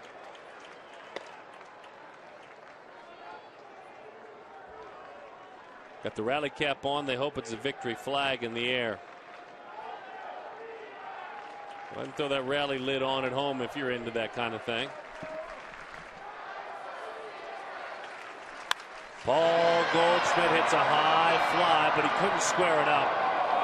Tried to, instead ends up a can of corn that is put away by Coco Crisp.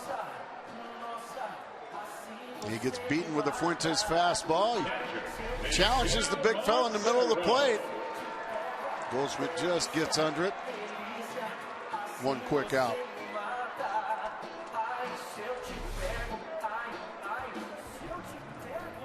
Some of the loudest introduction music I've ever heard. He brought it back. That was gone for a while. I don't remember the name of it. Is that Chacaron? No. He's not ever allowed to have that again. 1-0 the count. That one misses away.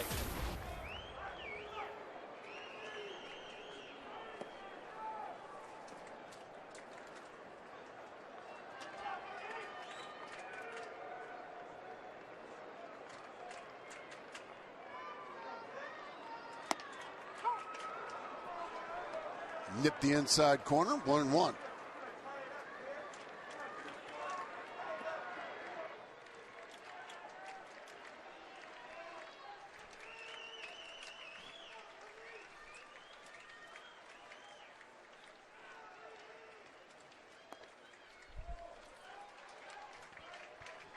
That combined no-hitter, by the way, up in Seattle, thrown at the Dodgers. It was the second one at Safeco this year. Remember, Philip Humber came to town with the White Sox and no-hit Seattle. A tough call at the end on that check swing. Still nobody's seen it. Montero diving stop. Pennington. Unbelievable play by the A's shortstop.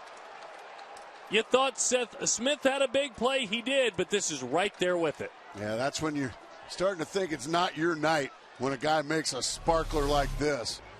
Well, these A's have made plays all night. What a play by Pennington, and then a bullet across the diamond. Golly. To get Montero. But even though the Diamondbacks have had 13 hits tonight and scored 6 runs, they still kind of hitting some tough luck tonight. No, they have. There's no denying it that. seems strange to say, but it's true.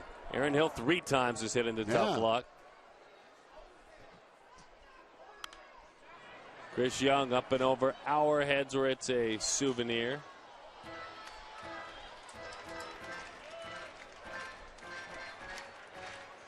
Hey, our post-game show, don't forget, keep it right here. Todd and Joe getting ready to go.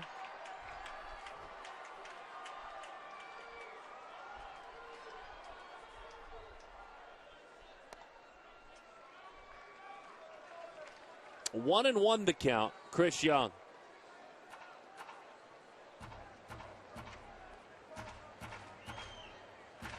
Young has seen Fuentes plenty from his time in Colorado. 0 for 7 against him with 3 walks, 3 strikeouts.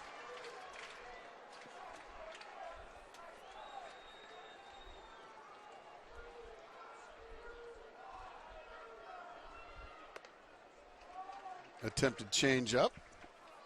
That's probably the last one of those you'll see. That one wasn't very well executed. Very little conviction in throwing that pitch as well. I doubt Kurt Suzuki's going to call for one of those again.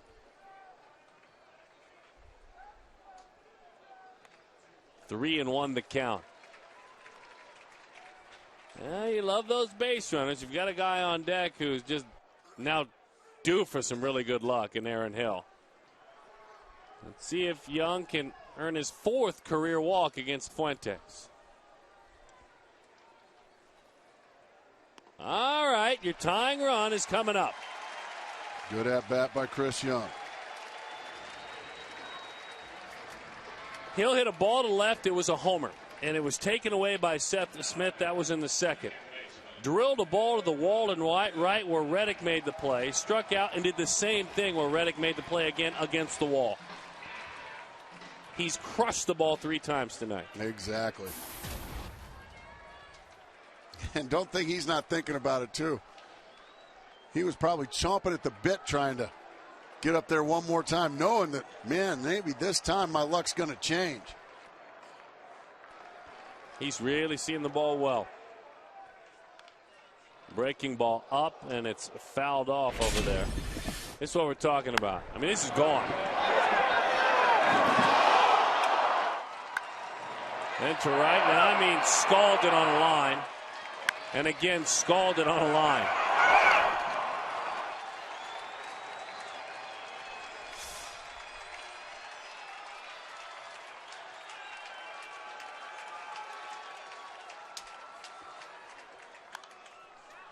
Breaking ball fooled him. Kind of gave him his weight there as an effective pitch. It was up, but effective.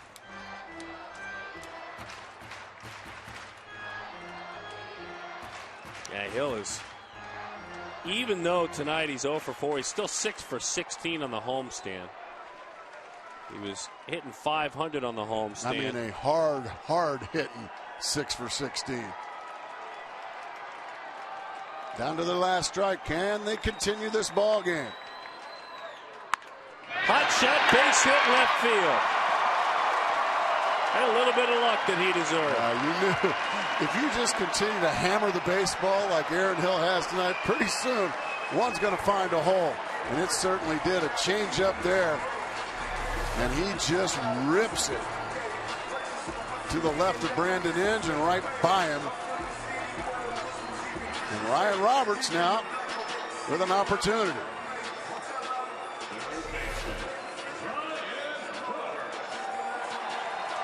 Stood in the spotlight very proudly last year as a hero many times.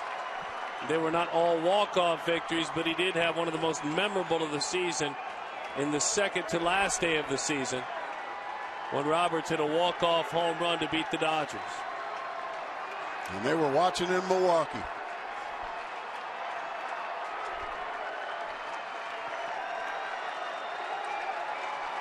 The very popular Tap Man trying to thrill the home crowd.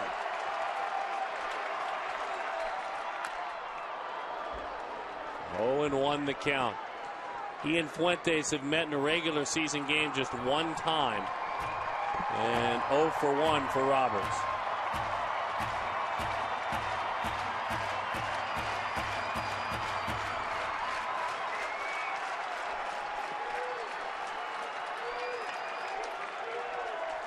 He'll take another one of those doubles he hit earlier, by the way. Oh, yeah.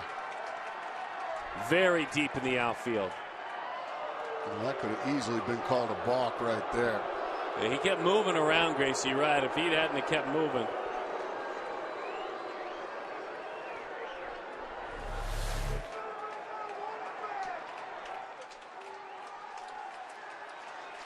That foot almost touched the ground, boy. Woo. Very, very deep in the outfield. That helps without the huge contact, your Texas Leaguers. This nice humpback line drive. They're going to talk about it. This is only good for Roberts.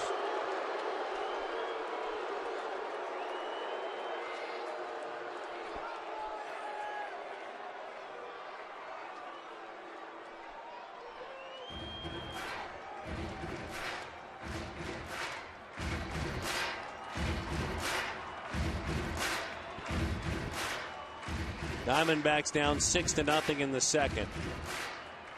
They've worked and worked their way back in to be in this position.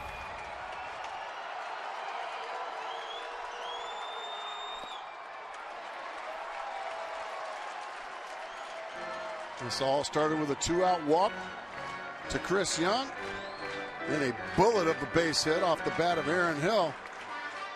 And that puts Ryan Roberts in the spotlight.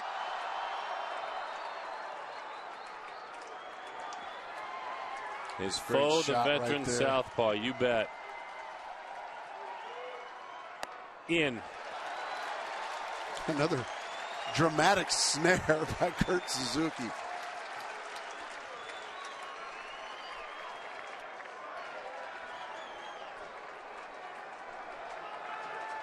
Whatever works. You lead the league in love and rally caps. I like it. Yeah, he's looking for one too. Sure, get a little excited out there. Roberts drives it toward the gap in left center field, toward the wall. Out of the air! The Diamondbacks win!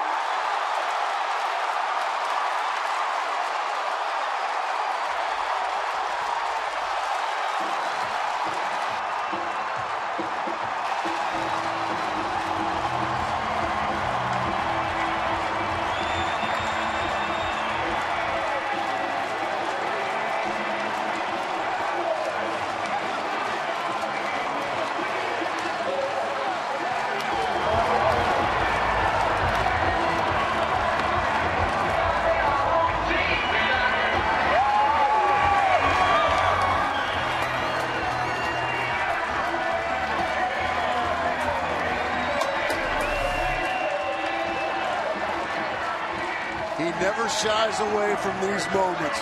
Ryan Roberts wants to be in the batter's box in these situations. And boy, are his teammates happy he was.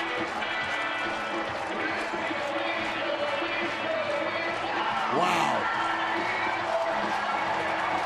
Fulton Holmes homer, $150 to the Central Arizona Mountain Rescue Association. The Diamondbacks are 2 games within the 500 mark. 2 games under 500 now, getting closer. The opportunity to get to this point doesn't happen without Josh Colmenter tonight. So they do it tonight with the victory. Unbelievable. All right, standing by down on the diamond with Ryan Roberts, Jody Jackson. Jody, take it away. All right, thanks, guys. Ryan, I know you're still a little bit out of breath after all that. But I think the celebration and the smiles say it all, but how good did that feel? Oh, my goodness. Definitely out of breath. But it was awesome, man. It was great. That's all about.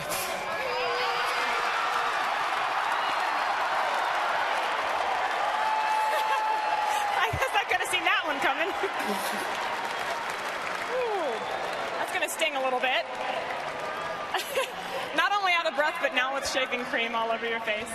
Yeah, I don't mind it now. You know, you did something good if you got that.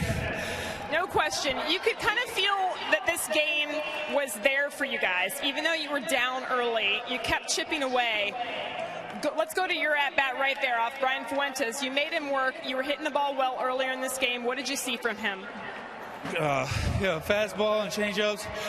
I was just trying to stay relaxed and put a good swing on the ball. I just wanted to keep the inning going. That's the last thing I wanted to do was get out. So try to get a good pitch to hit and put a good swing on it.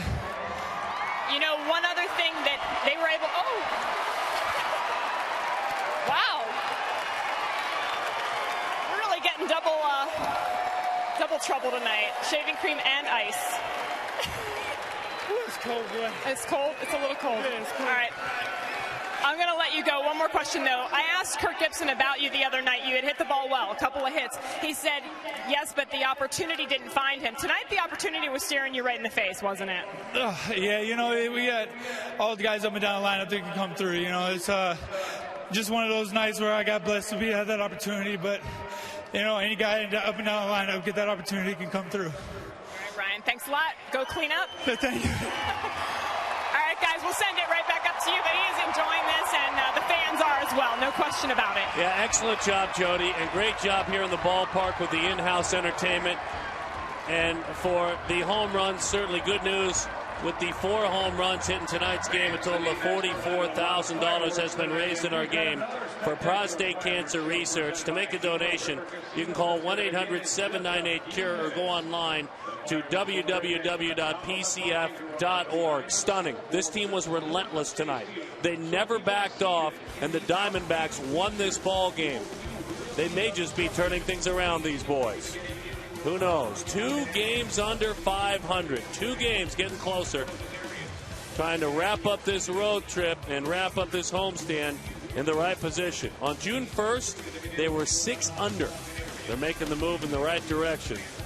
Unbelievable. Post-game show, they've got all kinds of stuff going on. It's ridiculous.